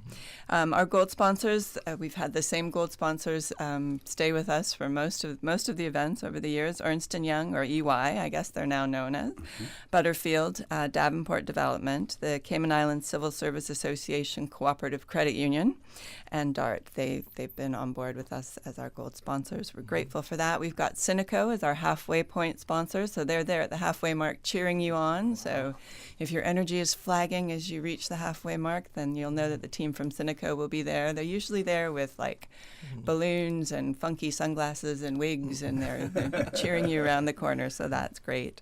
PwC and Maples are our water stop sponsors, so they keep you hydrated on the course. I will just say Maples are the defending holders of our Corporate Cup trophy. So there is a trophy for the private sector company with the most participants, and Maples have won it every single year. So I'll just put that out there for all the corporate companies listening. Maples is the defending champion and the one to beat. So maybe one of these days we'll see the battle of the corporate titans. Corporate titans, yes. Yeah, and then our silver sponsors, we have the Health Services Authority, we have Walkers, KPMG, Teneo, Health City, Circumference FS, Denton's, London and Amsterdam, Chris Johnson and Associates, Affinity Recruitment, Ahearn, and then just last night, Cayman National confirmed as silver sponsors as well. So we're really happy to have all of them on board. We do have other sponsorship opportunities available. We have bronze sponsorships, which are $500, and we also have a kilometer marker that's up for grabs if anybody would like to have their branding on the kilometer marker on the course. That's $1,000, and there's one left.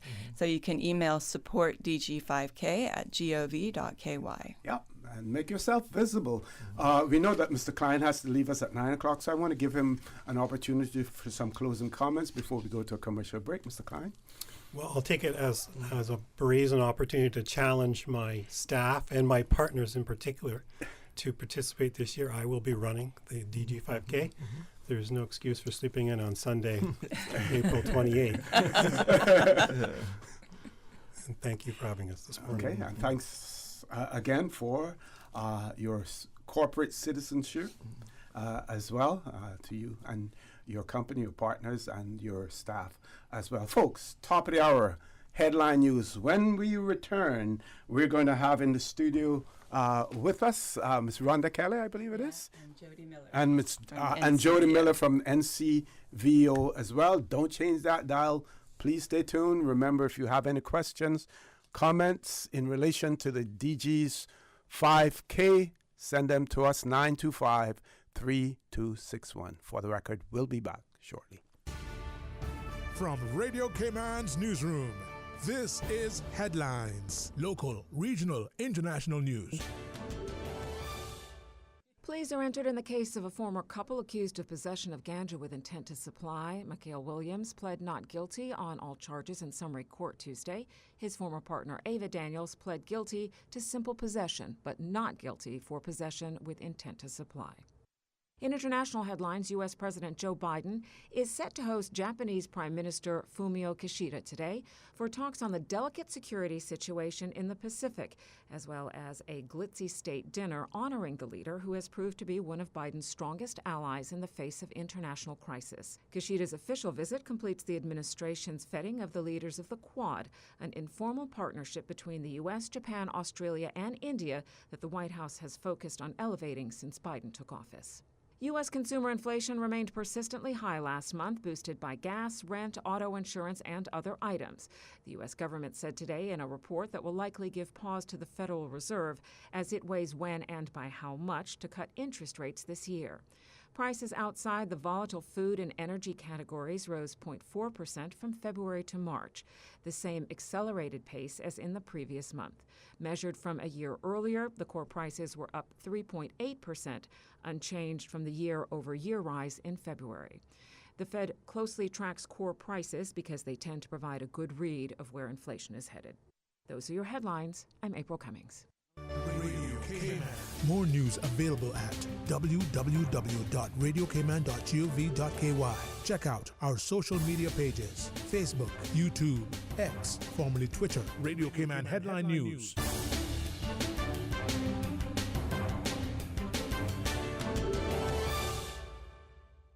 HSA's Urgent Care Clinic is now open 7 days per week to serve you better. Visit our dedicated team at Urgent Care, Monday to Friday, 8 a.m. to 8 p.m., and weekends and public holidays, 11 a.m. to 8 p.m. No appointment necessary. If you are experiencing non-life-threatening symptoms and conditions, such as the cold and flu, sprains and cuts, earaches, nausea and vomiting, visit Urgent Care's walk-in clinic at the main entrance of the Georgetown Hospital, now open every day. At HSA, we are committed to caring for you.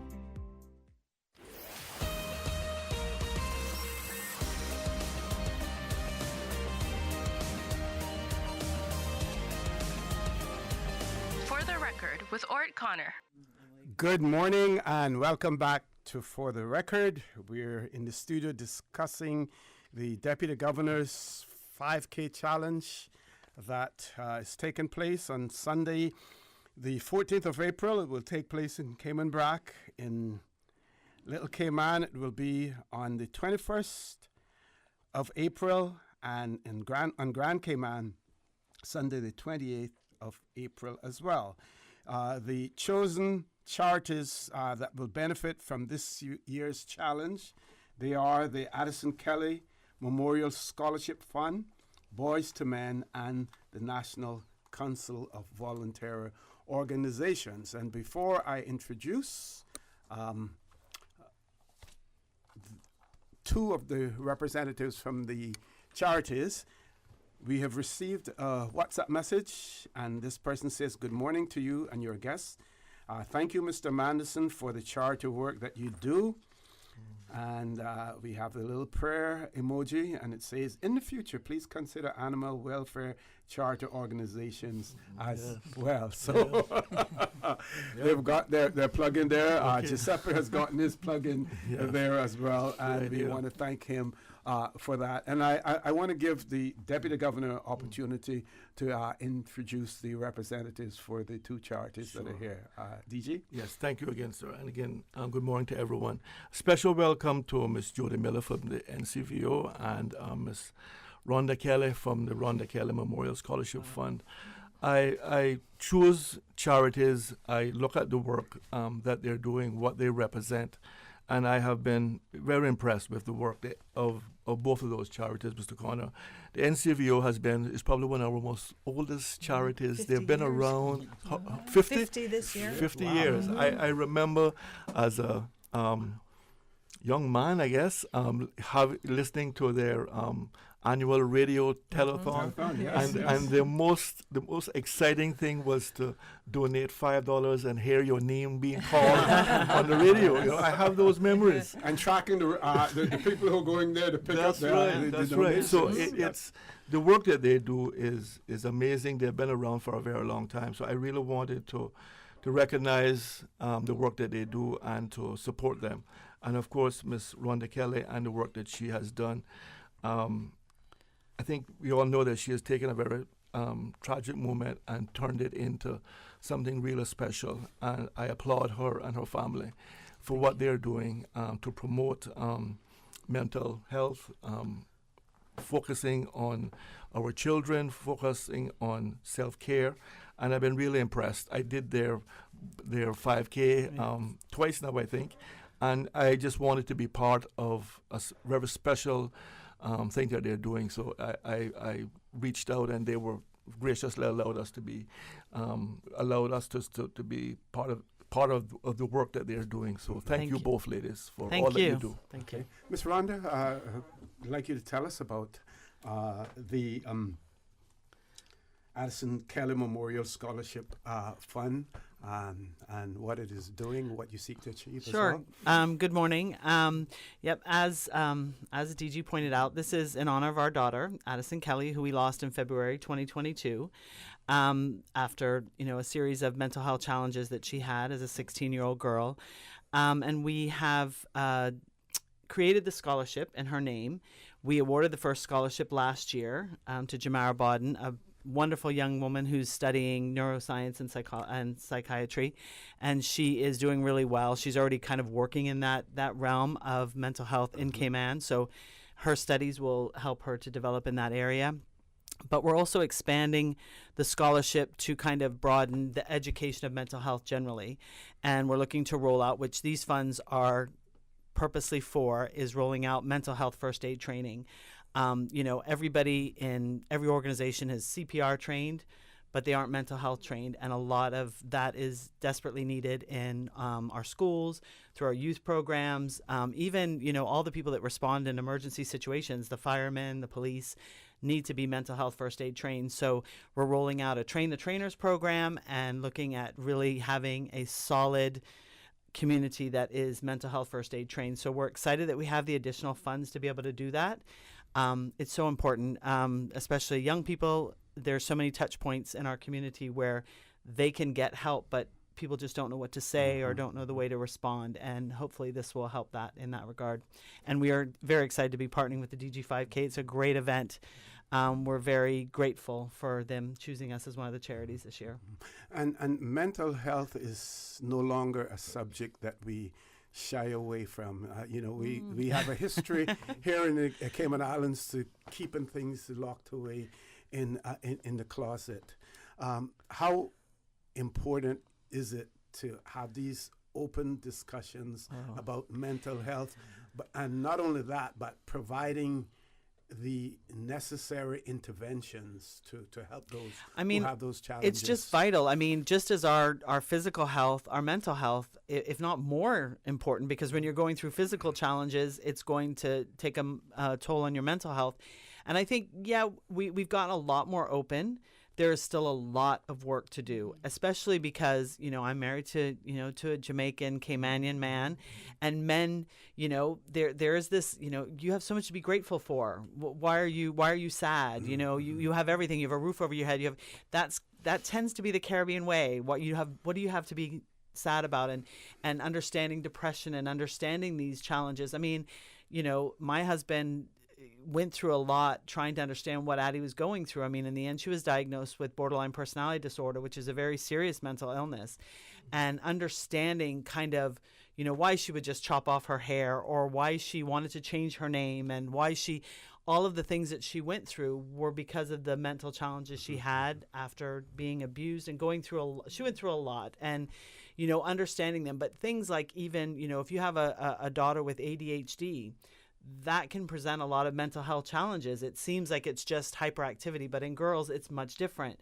So understanding all of these nuances and mental health in general, and that people need support. What's the right thing to say if someone's going through a challenge? It's definitely not you have so much to be thankful for, but the education part of it is so important, and that's where we hope to really make a difference.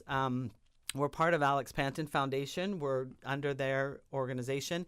They have already done so many amazing things. So we're just kind of adding to that and hoping to expand in some of those areas. But it is vital. And I'm, like I said, for me, I think when we thought of the mental health first aid training, that was like a way that we could make a difference in a short period of time, as well as continuing with our scholarship and educating people to go on and be in the field in Cayman.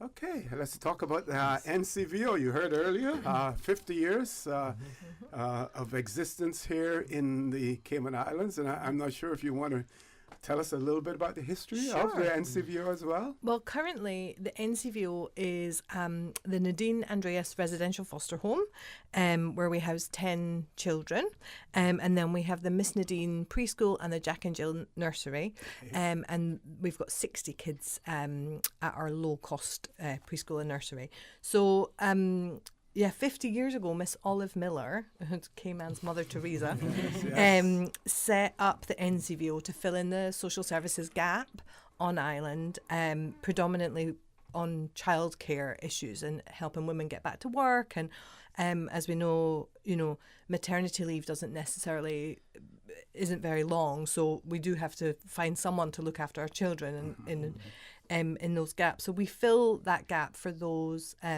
parents and continue Miss Olive's ethos of helping each other out, really. And the thing about the NCVO with regards to foster care and early years education, both of those avenues have long-term effects on the community. So it's not just instant sort of, putting a roof over someone's head or, having childcare. It's the long-term effects on the community, because we're trying to, it's equality without exclusion. So everybody's entitled to the same level of early years education. Everybody's entitled to a loving, safe, secure home. And that's the NCVO ethos, is just to ensure that we're all on the same page and everybody's getting the same footing start in life, because it's not equal. It's not an equal footing for everybody, and so we're just trying to bridge those gaps for those that can't.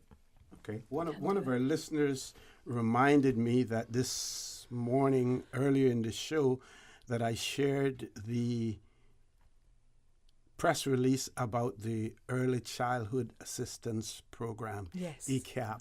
And they wanted to know whether or not the any part of the NCVO would qualify for that if they wanted to send their child there. Yeah. So I believe ECAP is for over 3 years old, and a number of our children are on ECAP programs. So yes, we're open to accepting children on that, and we help you fill in the forms and the necessary paperwork and stuff. Definitely. Okay, I'm going to hand the mic back over to my co-host, the Deputy Governor, Mr. Franz Manderson, Yes. DG. So everyone, you would have heard the work that these charities do, and I think we can all identify with what has been said here this morning. And as I said earlier, and I'll say it again, when we see things happening in our community, we can either stay on the sidelines or we can do something about it. And here's an opportunity for you to contribute to three amazing charities. Get out, get healthy, get your heart rate up. And as Ms. Ahearn always reminds me, I see so many people that morning that I have not seen in years. Everyone is hyped up and is ready to go. And there's no downside to this. You are getting yourself healthy. I have been training now for the last couple of weeks. My feet are hurting this morning, but other than that, I feel great. So I go back to my what I said at the beginning of the show, Mr. Connor, was that the reason that I'm here today, and I did not, but when I had a heart attack, the doctors told me very clearly, it is because you have been exercising. Your your cholesterol rate was good.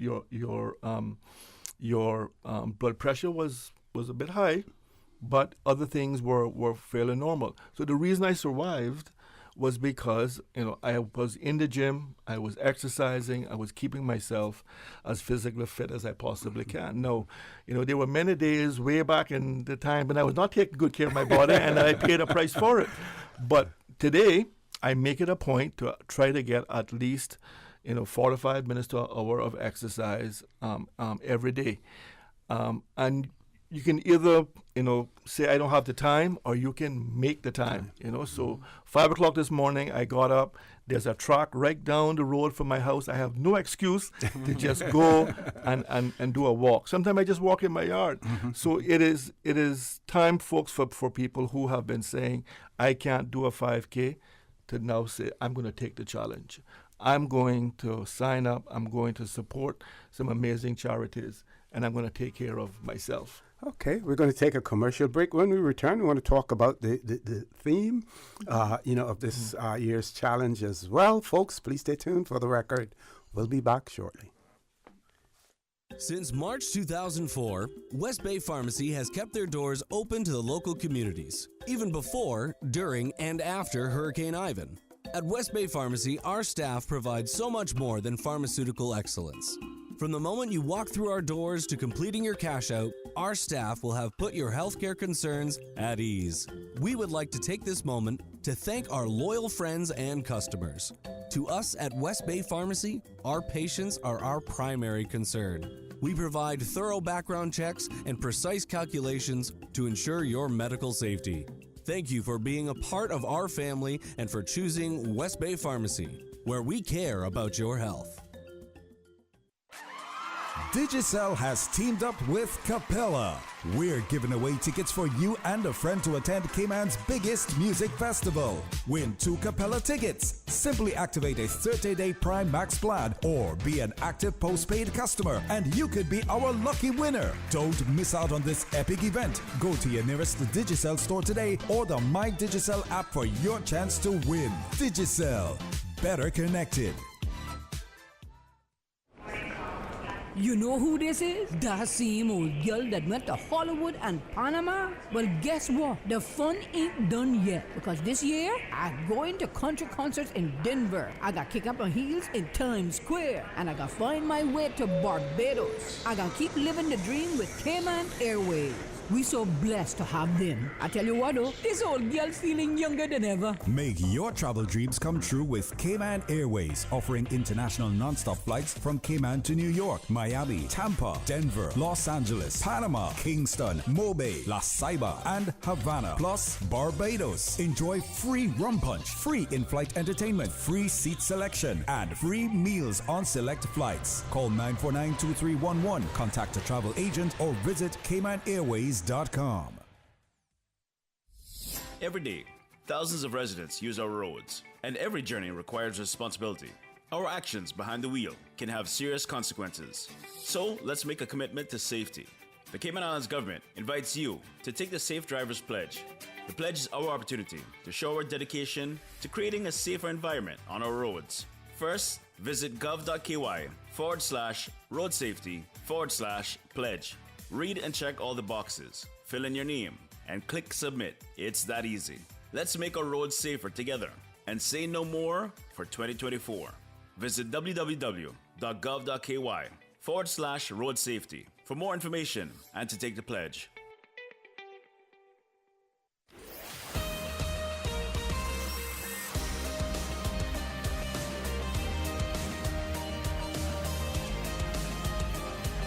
For the Record with Orrett Connor.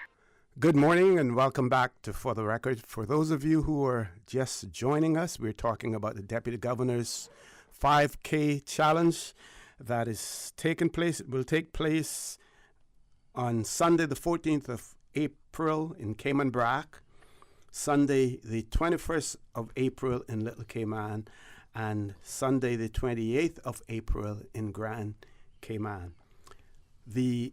Some of the beneficiaries of the proceeds from the challenge, we have the NCVO. They are represented here this morning by Miss Jodie Miller, and the Addison Kelly Memorial Scholarship Fund represented by Miss Rhonda Kelly. And before I pass the mic over to Miss Jennifer in relation to talking about the theme, one of our listeners wrote and said that it's a great suggestion in terms of having the DG's challenge, making an international appeal as well, similar to the Flowers Sea Swim also. So I want to thank that listener for that as well. Yeah, no, that's great. And we were saying in the break, over the years there's been people who have been visiting or who've been here for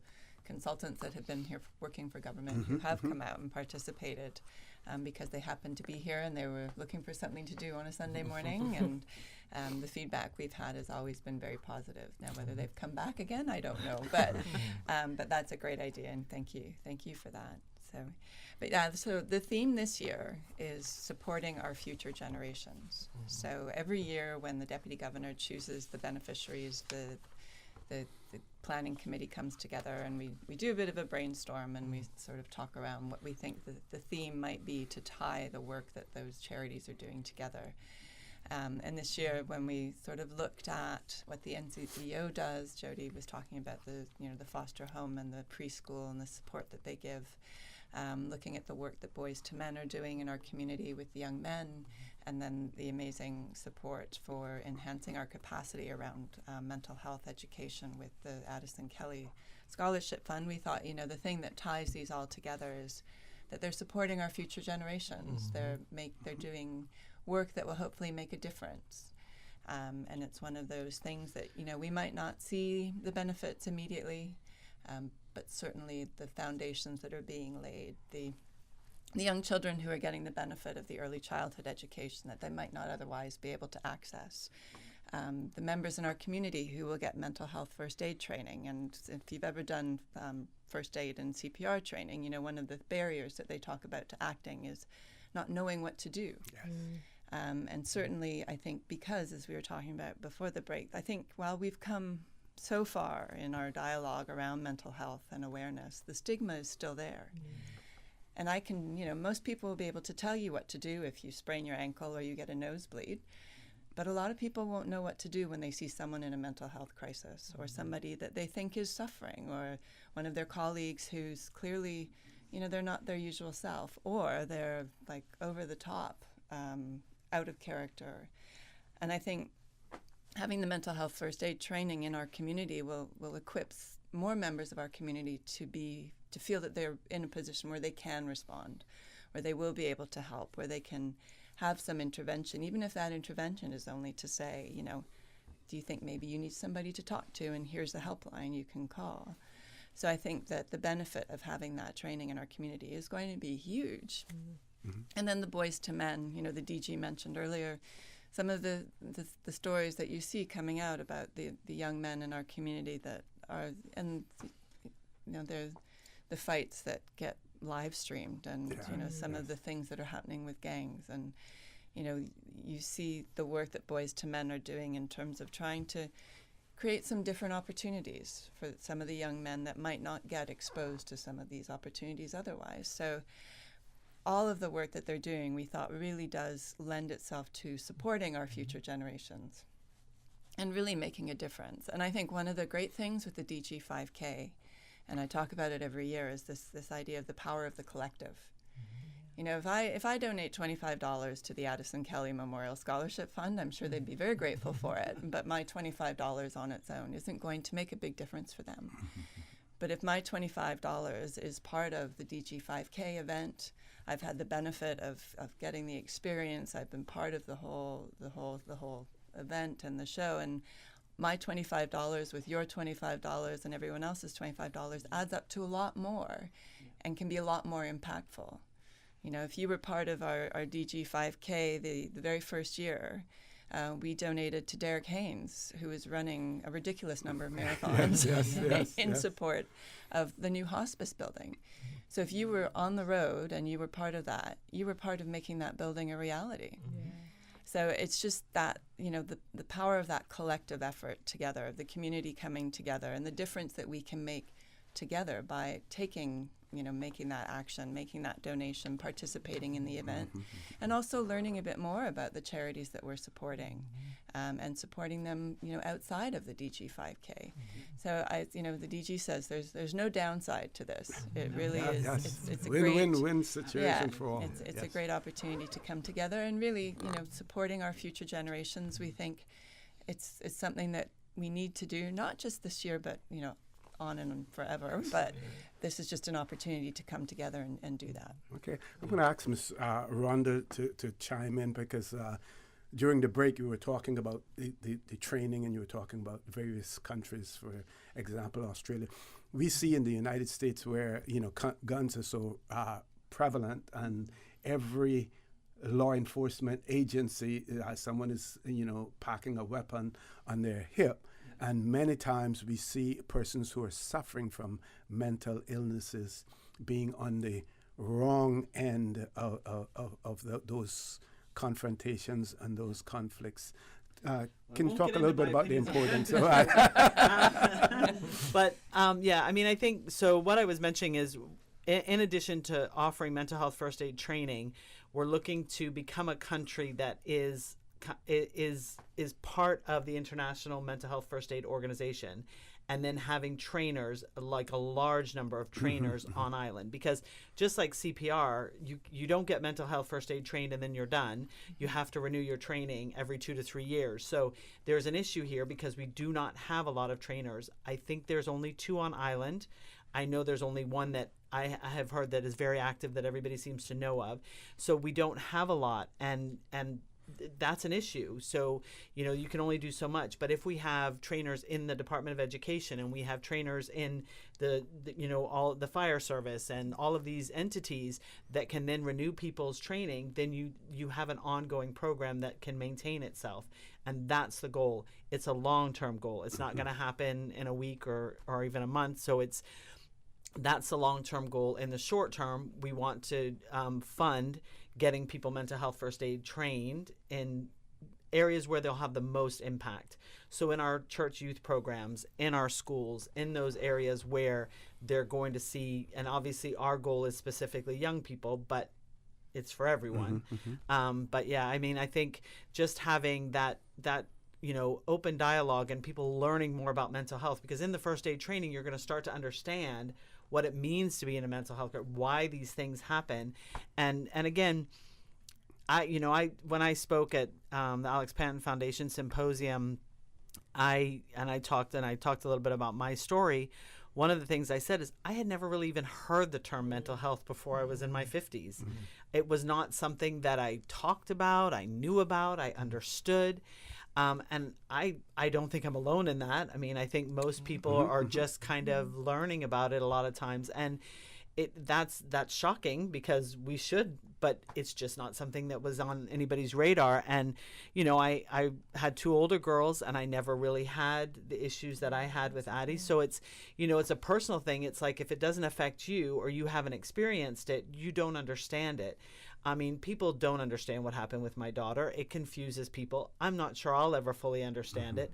But I think that, that's the goal, is to help people understand more. I think the more that you know about a subject, the more compassionate you are towards that subject, and then the more you can help others. And that's, the goal that we want to achieve. Okay. We're going to take a commercial break. When we return, we're going to talk about registration as well. The more the merrier, right? The more we can get, the merrier everyone will be. Folks, please stay tuned. For the record, we'll be back shortly. West Bay Pharmacy in Centennial Towers, a compounding story. I don't think people realize how pain creeps into your life. It has a way of robbing your strength. I really don't like taking prescription medication orally. West Bay Pharmacy in Centennial Towers. They understand. When it comes to compounded medication, it's personal. So whenever there's a problem with some medication or treatments that's not working right, then a physician will call me and say, hey, they're having bad side effects from this medication. Compounding pain cream changed the game. Made special for me. Significant pain relief in the form of a cream. That is a new experience for me. It's changed his life. It worked. Ask your pharmacist or healthcare provider about compounding at West Bay Pharmacy in Centennial Towers. Call 914-6449. Did you know that you can send money transfers to financial institutions anywhere in Jamaica with JN Money? You mean I can send money straight to my account and cut out the middleman? Yes, that's exactly what I mean. You send your own money to your own account, giving you peace of mind that the money is in your account. JN Money Transfers to Financial Institution is another convenient service offered by JN Money. You can have this done from any JN Money location. Deposit your money straight to your account without the hassle of asking someone to do it for you. JN Money Transfers to Financial Institutions, making life easier. You know who this is? That same old girl that went to Hollywood and Panama? Well, guess what? The fun ain't done yet. Because this year, I'm going to country concerts in Denver. I got kick up my heels in Times Square. And I got find my way to Barbados. I got keep living the dream with Cayman Airways. We so blessed to have them. I tell you what though, this old girl's feeling younger than ever. Make your travel dreams come true with Cayman Airways, offering international non-stop flights from Cayman to New York, Miami, Tampa, Denver, Los Angeles, Panama, Kingston, Mobay, La Ceiba, and Havana, plus Barbados. Enjoy free rum punch, free in-flight entertainment, free seat selection, and free meals on select flights. Call 949-2311, contact a travel agent, or visit CaymanAirways.com. Every day, thousands of us use our roads. I drive to work. My dad drives me to school. I make deliveries across the island. But with every journey comes responsibility. Our actions behind the wheel can have serious consequences, so let's make a commitment to safety. The Cayman Islands government invites you to take the Safe Drivers Pledge. The pledge is our opportunity to show our dedication to creating a safer environment on our roads. Do it for your community. For your loved ones. For yourself. Let's make our roads safer together and say no more for 2024. Visit www.gov.ky/road safety for more information and to take the pledge.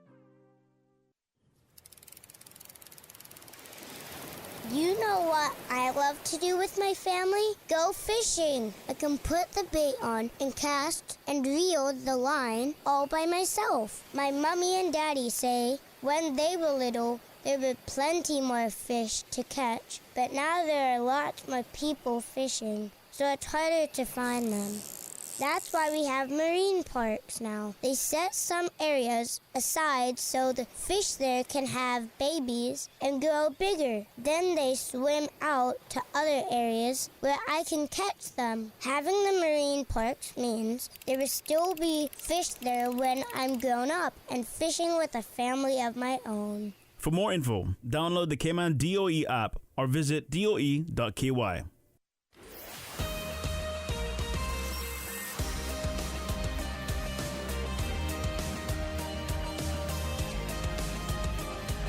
For the record, with Orrett Connor. Good morning and welcome back to For the Record. For those of you who are just joining us, we're talking about the Deputy Governor's 5K Challenge. In the studio with me, we have Deputy Governor, Honorable Franz Manderson, Ms. Jennifer Ahearn, who's the Chief Sustainability Officer in the Office of the Deputy Governor. She's also the co-chair of the Challenge Planning Committee. Earlier, we had Mr. Norm Klein, who's the managing partner of Appleby. And Appleby, of course, they are this platinum sponsor for the event. We have representing the NCVO, which is one of the beneficiaries of the proceeds from the DG's 5K Challenge, Ms. Jodie Miller, and representing the Addison Kelly Memorial Scholarship Fund, Ms. Rhonda Kelly as well. So we want to talk, we haven't spoken about registration yet, and we don't want people to assume, well, we haven't spoken about it because we already have enough registrants. So let's talk about that, Ms. Jennifer. Thank you, OC. Yeah, no, registration is open. Very excited that the registrations are coming in. We're using Race Caribbean. Again, this year, they are also our race timers here in Grand Cayman. So if you go to racecaribbean.net, so it's .net, not .co or anything like that, is .net, racecaribbean.net, and registration is now open for all three of the events. Again, this weekend, Sunday, April 14th, we're in Cayman Brac. Next weekend, we're in Little Cayman, and then Sunday, April 28th, here in Grand Cayman. So you can register online. If you are a civil servant, you'll be able to use salary deduction to pay for your registration. You just need to have your civil service ID number ready, but that is only open to civil servants. So don't come in from another company with your employee number. Try and pay, but you can pay online as well using your credit card. Online registration will close on Wednesday, the 24th of April for the Grand Cayman event. And that's because we need to upload all of everybody's information into the system to get your race bibs assigned. I will say that if everyone could please make sure that you wear your assigned number on the day, that would be fantastic. We've had a couple of incidents where people have taken the numbers back to their friends and family, and everybody's just grabbed whatever number they want, and then we have completely random number people with random times coming across the finish line with the wrong names attached to them. So just make sure when you get your number that it is your number when you wear it on the day. But online registration closes Wednesday, the 24th of April.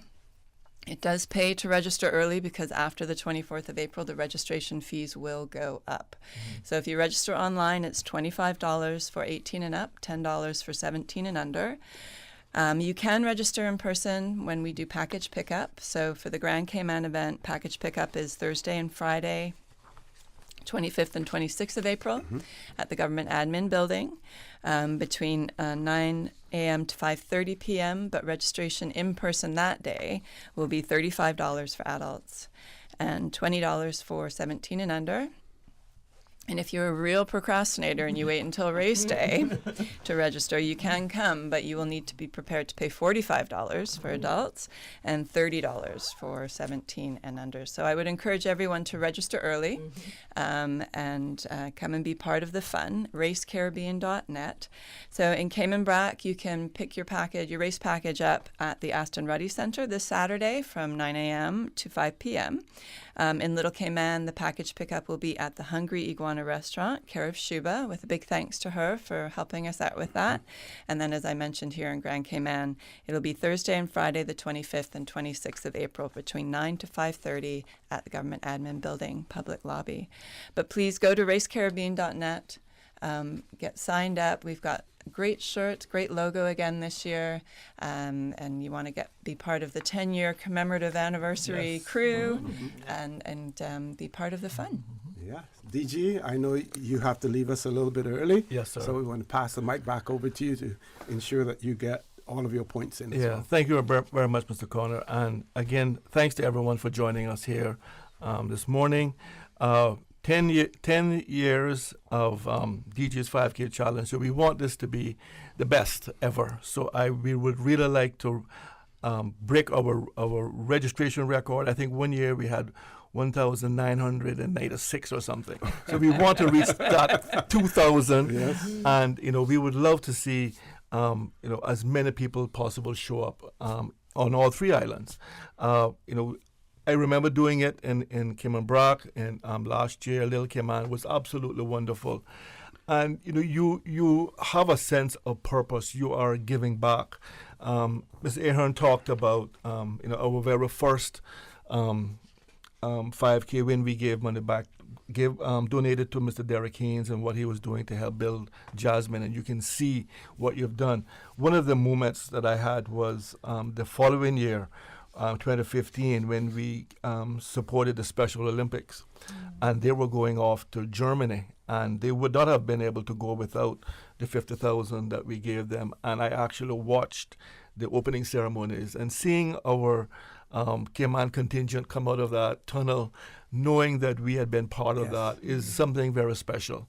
And the work that our charges for this year do, you've heard from them, you see the impact that they have on our community. So let's do the right thing, sign up and come out and support the DG's 5K in Cayman Brac this weekend, and then April 21st in Little Cayman, and then the very big event on April 28th here in Grand Cayman. So thank you. Okay. Okay. And the other thing I should have mentioned too is that we want to encourage everybody to bring their own water bottle to the event. Yes. We made a decision a few years ago based on a suggestion that we had from one of our participants to do away with, we used to have Gatorade that was donated and bottled water that was donated, and I had an email from somebody after the event saying, I don't understand why you're creating all of this waste with your event, especially as the DG said, we get a couple thousand people. That's a lot of plastic. So we decided a couple years back to no longer have that. So we want to encourage everyone to bring your reusable water bottle with you. We do have water available. You just have to fill your bottle. Bring some with you if you'd like to, but just to try and minimize some of the impacts from the event. That's one of the decisions that was taken a couple years ago. The roads will be closed here. We're grateful to the team from RCIPS for helping us with that, with our crowd control. You'll have marshals, our amazing volunteers on the road, making sure everybody is safe. The Red Cross volunteers for first aid on the road. We have the HSA who have their medic tent as well. So if you get to the end and you're in desperate need of some help, they will be there. But yeah, so just everybody to come on out and be part of the fun. Okay. What we'll do, Ms. Susan, we're going to take the break now to allow the DG to leave. Any final comments, DG, before you leave? We'll go to the commercial. Just again, Mr. Connor, thank you very much for having us. And I encourage everyone to take some responsibility for yourself and what's happening in our community, and sign up for the DG's 5K. And I'll see you all at the 5K. Thank you. Okay, folks, we're going to take a commercial break. When we return, remaining in the studio with us, Miss Jennifer Ahearn, Miss Miller, and Miss Rhonda Kelly as well. Please stay tuned. For the record, we'll be back shortly. At Doctors Hospital, we know life happens, and usually when you least expect it. So when unexpected medical issues arise, you need quality care close to home. Located in the heart of Georgetown, our accomplished team of physicians and medical staff treat minor urgent conditions such as migraines, chest and abdominal pain, shortness of breath, burns, broken bones, open wounds, and more. 24 hours, 7 days a week with no appointment necessary. Peace of mind is important when life happens. At Doctors Hospital, we're always here just for you. Need to speak to someone? Call 949-6066. Join the Deputy Governor Honorable Franz Manderson for the annual Deputy Governor's 5K Challenge. Registration is now open for all 3 events across the Cayman Islands. Cayman Brac will race on April 14th, Little Cayman on April 21st, and Grand Cayman on April 28th. Registration is $25 for adults and $10 for children under 18. To register, visit www.racecaribbean.net. If you have any questions, you can email dg5k@gov.ky. Can you imagine your home completely organized? At Brand Source Custom Closets, we can. We specialize in designing and building custom closets and storage units for any room in your home, including the garage. With tailored designs and custom LED lighting solutions to fit your lifestyle and budget. Our custom closets expert is committed to enhancing the value of your home with a solution that is uniquely yours. Visit our showroom or call 623-6774 to schedule a no-obligation appointment with our design expert. Brand Source Custom Closets, 209 Dorsey Drive, Industrial Park. You know who this is? That same old girl that went to Hollywood and Panama? Well, guess what? The fun ain't done yet, because this year, I'm going to country concerts in Denver. I got kick up my heels in Times Square, and I got find my way to Barbados. I got keep living the dream with Cayman Airways. We so blessed to have them. I tell you what though, this old girl's feeling younger than ever. Make your travel dreams come true with Cayman Airways, offering international non-stop flights from Cayman to New York, Miami, Tampa, Denver, Los Angeles, Panama, Kingston, Mobay, La Ceiba, and Havana, plus Barbados. Enjoy free rum punch, free in-flight entertainment, free seat selection, and free meals on select flights. Call 949-2311, contact a travel agent, or visit CaymanAirways.com. Tune in every Monday through Friday at 12 p.m. for Radio Cayman's Midday Newscast. Radio Cayman, the people's station, your trusted official source for the latest news. The 12 p.m. news is proudly brought to you by Health City Cayman Islands. World-class healthcare within your reach.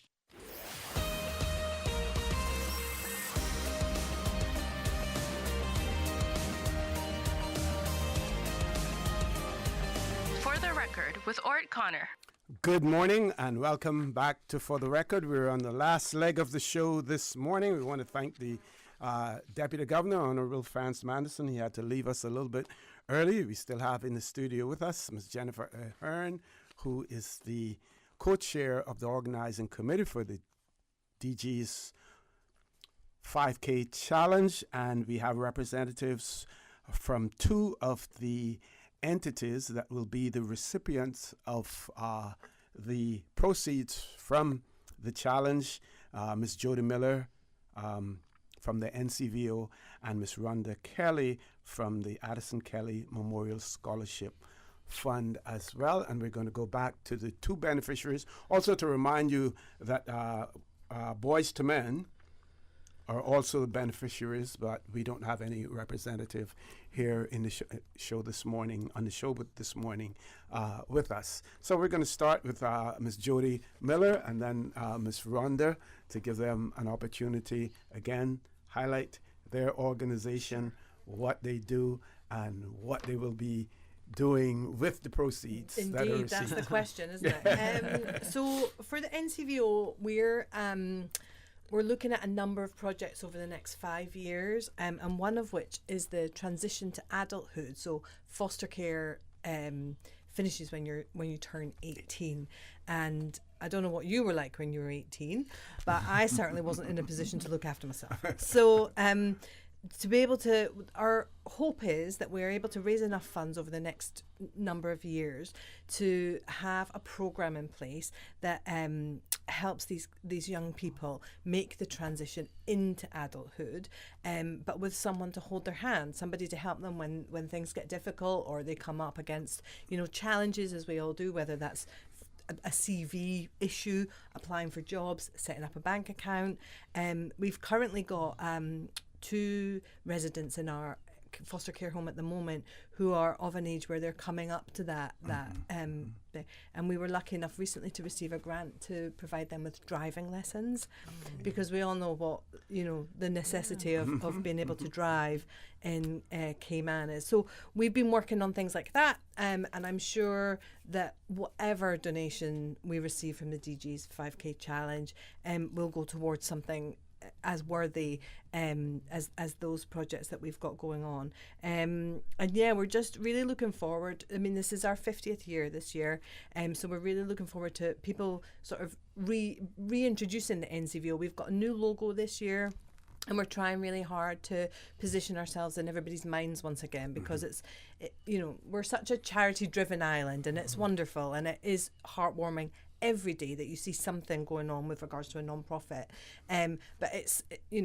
dog eat dog, and we all need the funding. So really trying this year to capitalise on being 50. That's no mean feat, and really focusing on that and letting people educate in the island on all the different things that we do, because it's not just a foster home and it's not just a preschool. There's so much more to that.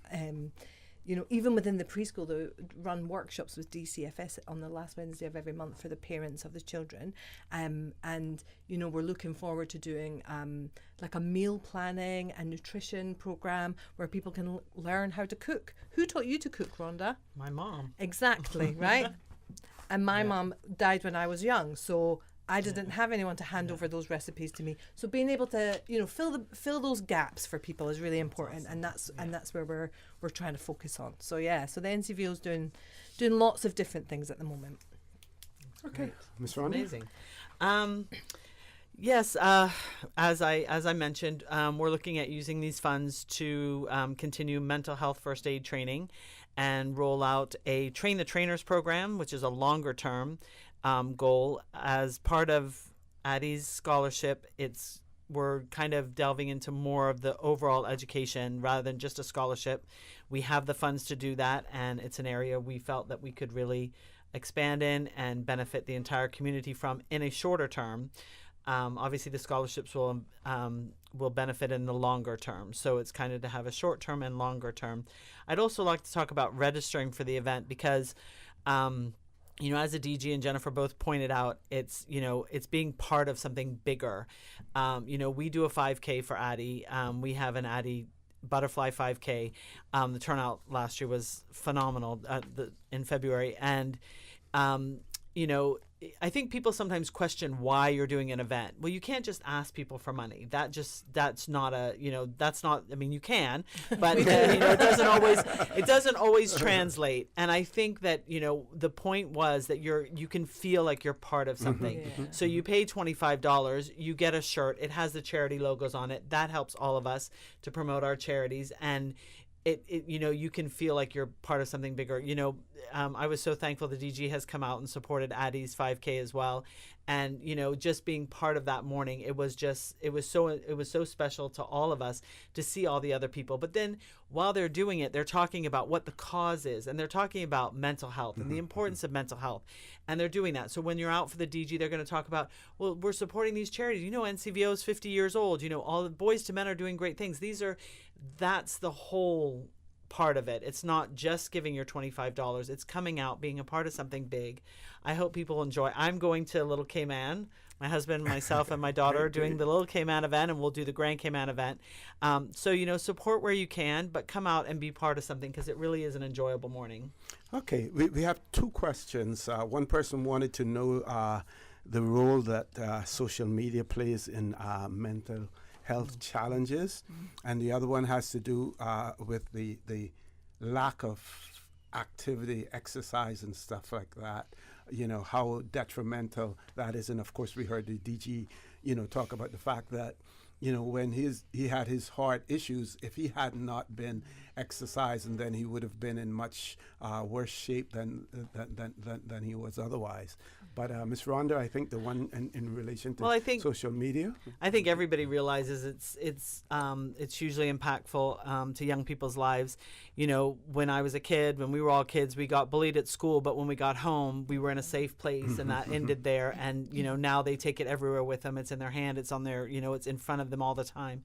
That when you're already struggling as a teenage years are already difficult enough, and then having to deal with, oh my gosh, somebody made a negative comment on something that I posted, and all of these things. I mean, it all goes to that. And I'm hoping that, over the next several years that as a society we'll transition back into the face-to-face. And I think it's starting to move in that direction where people are realizing having your head down and, is not the way to kind of live in the world.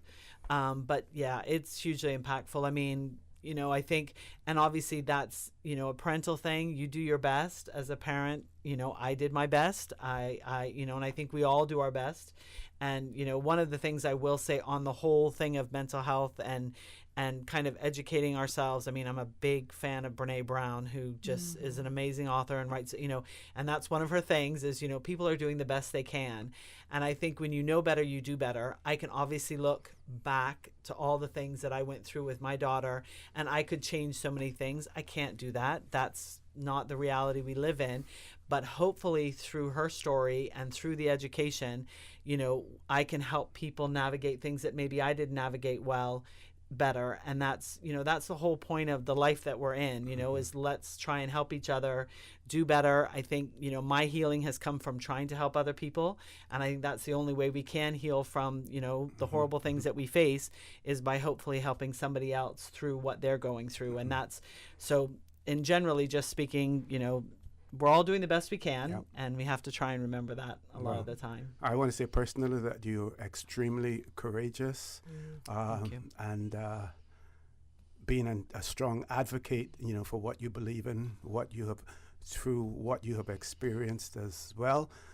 We know we haven't always done that in the Cayman Islands. We have shied away from that, and you're shining example of what needs to be done, what should be done when we're facing challenges. Thank and you. As far as the NCVO is concerned, I'm sure that we have people out there who have benefited over the 50 years that have benefited enormously from the work of the NCVO, and we want to say thank you for the work that you do as well. And I'm going to hand the mic over to Ms. Jennifer. Yeah, thank you, OC, and yeah, 100%. I mean, a huge thanks to the beneficiaries and for the work that they're doing in the community. Boys to Men, the NCVO, the Addison Kelly Memorial Scholarship Fund. I mean, the impact that they are having, meeting some of the needs that we have in the community. We're so grateful for the work that they do. And that's why we want to make sure that we can support them, and we want to encourage everybody to come out and be part of the DG5K and be part of supporting the work that these awesome charities are doing. But as I was mentioning earlier, we couldn't do it without our sponsors, and we're so grateful for their support. Again, huge shout out and a big thank you to Appleby, who have been our platinum sponsor now for a number of years. We're very grateful for their continuing support.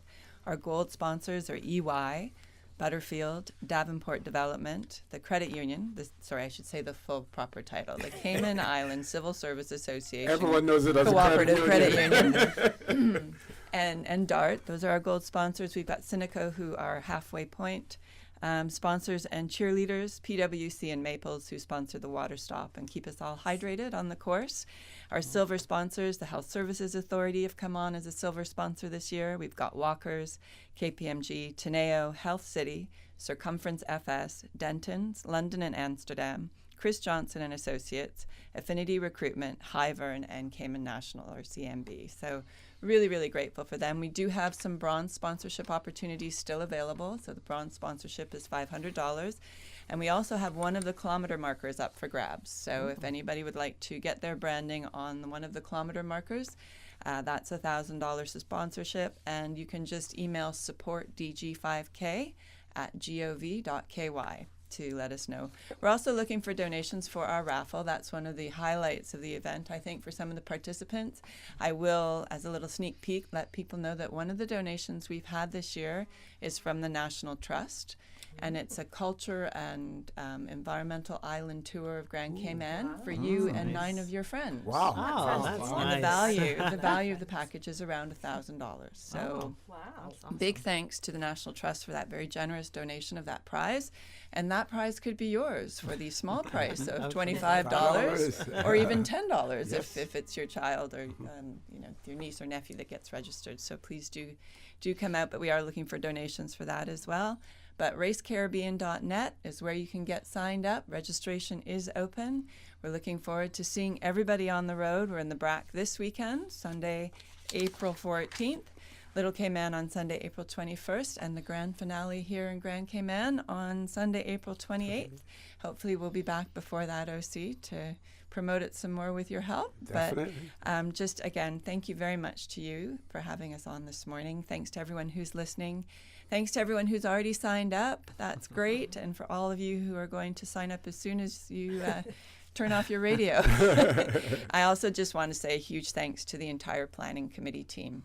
I'm so grateful for all of the incredible work that they all do, the enthusiasm, the stick-to-itiveness, the everything is figure-outable attitude. Yes. We come up against a problem, it looks like it's impossible, we figure out how we're going to solve it. And I really just want to say big, huge thanks to all of the members of the planning committee for the work that they do. Okay. And I hope to see everybody on the road for one of the DG5K events. Yes. Definitely. One of our listeners has written and said I was just wondering if maybe there will be some participants that have hypertension or other medical concerns, would there be professionally trained medical volunteers? And I think that was mentioned earlier in terms of who would be there. Yeah. And then they go on to say maybe having their blood pressures checked prior to participating, just as a suggestion, they say. Okay. Well, just generally, I would just ask that everybody, make sure you do talk to your doctor. If you have health concerns, please talk to your doctor before you do come and do the event. But you can walk it at whatever pace you want to walk it. I certainly will not be one of the runners. I'm going to be walking it. But we do have the Red Cross around the course. They're all trained in first aid. A number of our volunteers on the road also have first aid training. And then the Health Services Authority will also be at the start and finish here at Government Admin Building with nurses and doctors who will be on hand in the unlikely event that we have a medical emergency, but we will have them there. So, we make sure that everybody's as safe as they can be, and we've got lots of eyes on the course all around. So, but please do, if you're just starting your exercise regime, just make sure that you do have a chat with your healthcare provider. One of the big things people do a lot is they do too much too soon.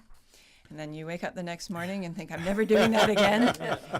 It's nice and easy. Regrets. Think about exercise snacks, get up and walk around for 10 minutes a couple times a day, and then gradually it builds itself up. Okay, I want to thank all of you ladies here this morning as well. I want to thank our listening audience. I also want to remind you that we are our brothers and our sisters' keepers. There is always someone out there who's less fortunate than we are, and I ask you to extend a helping hand to them. If you can't do that, then I suggest you donate to a worthy charity, and you've heard about 3 of them right here as well. We always want to consider those who need, not necessarily those who want, or even those who crave. So I say to you, have a great day. Continue to support your radio station, Radio Cayman. Join Sterling doing e-bikes at 12:15 for Talk Today. And as usual, we ask the good Lord to bless these 3 beautiful, wonderful Cayman Islands. For the Record, proudly brought to you by Brand Source Home Gallery, inspiring luxury, and JN Money. From abroad to yard. Fast, affordable, convenient. Doctor's Hospital. Peace of mind is important when life happens. Doctor's Hospital, always there for you. Call 949-6066. And Cayman Airways, call them on 949-2311 to book your nonstop flights to Los Angeles and Panama. And now, Barbados. And Digicel, Cayman's bigger, better network. If they are talking about us, living in your head rent-free all this time, we must be relevant. Radio Cayman since 1976.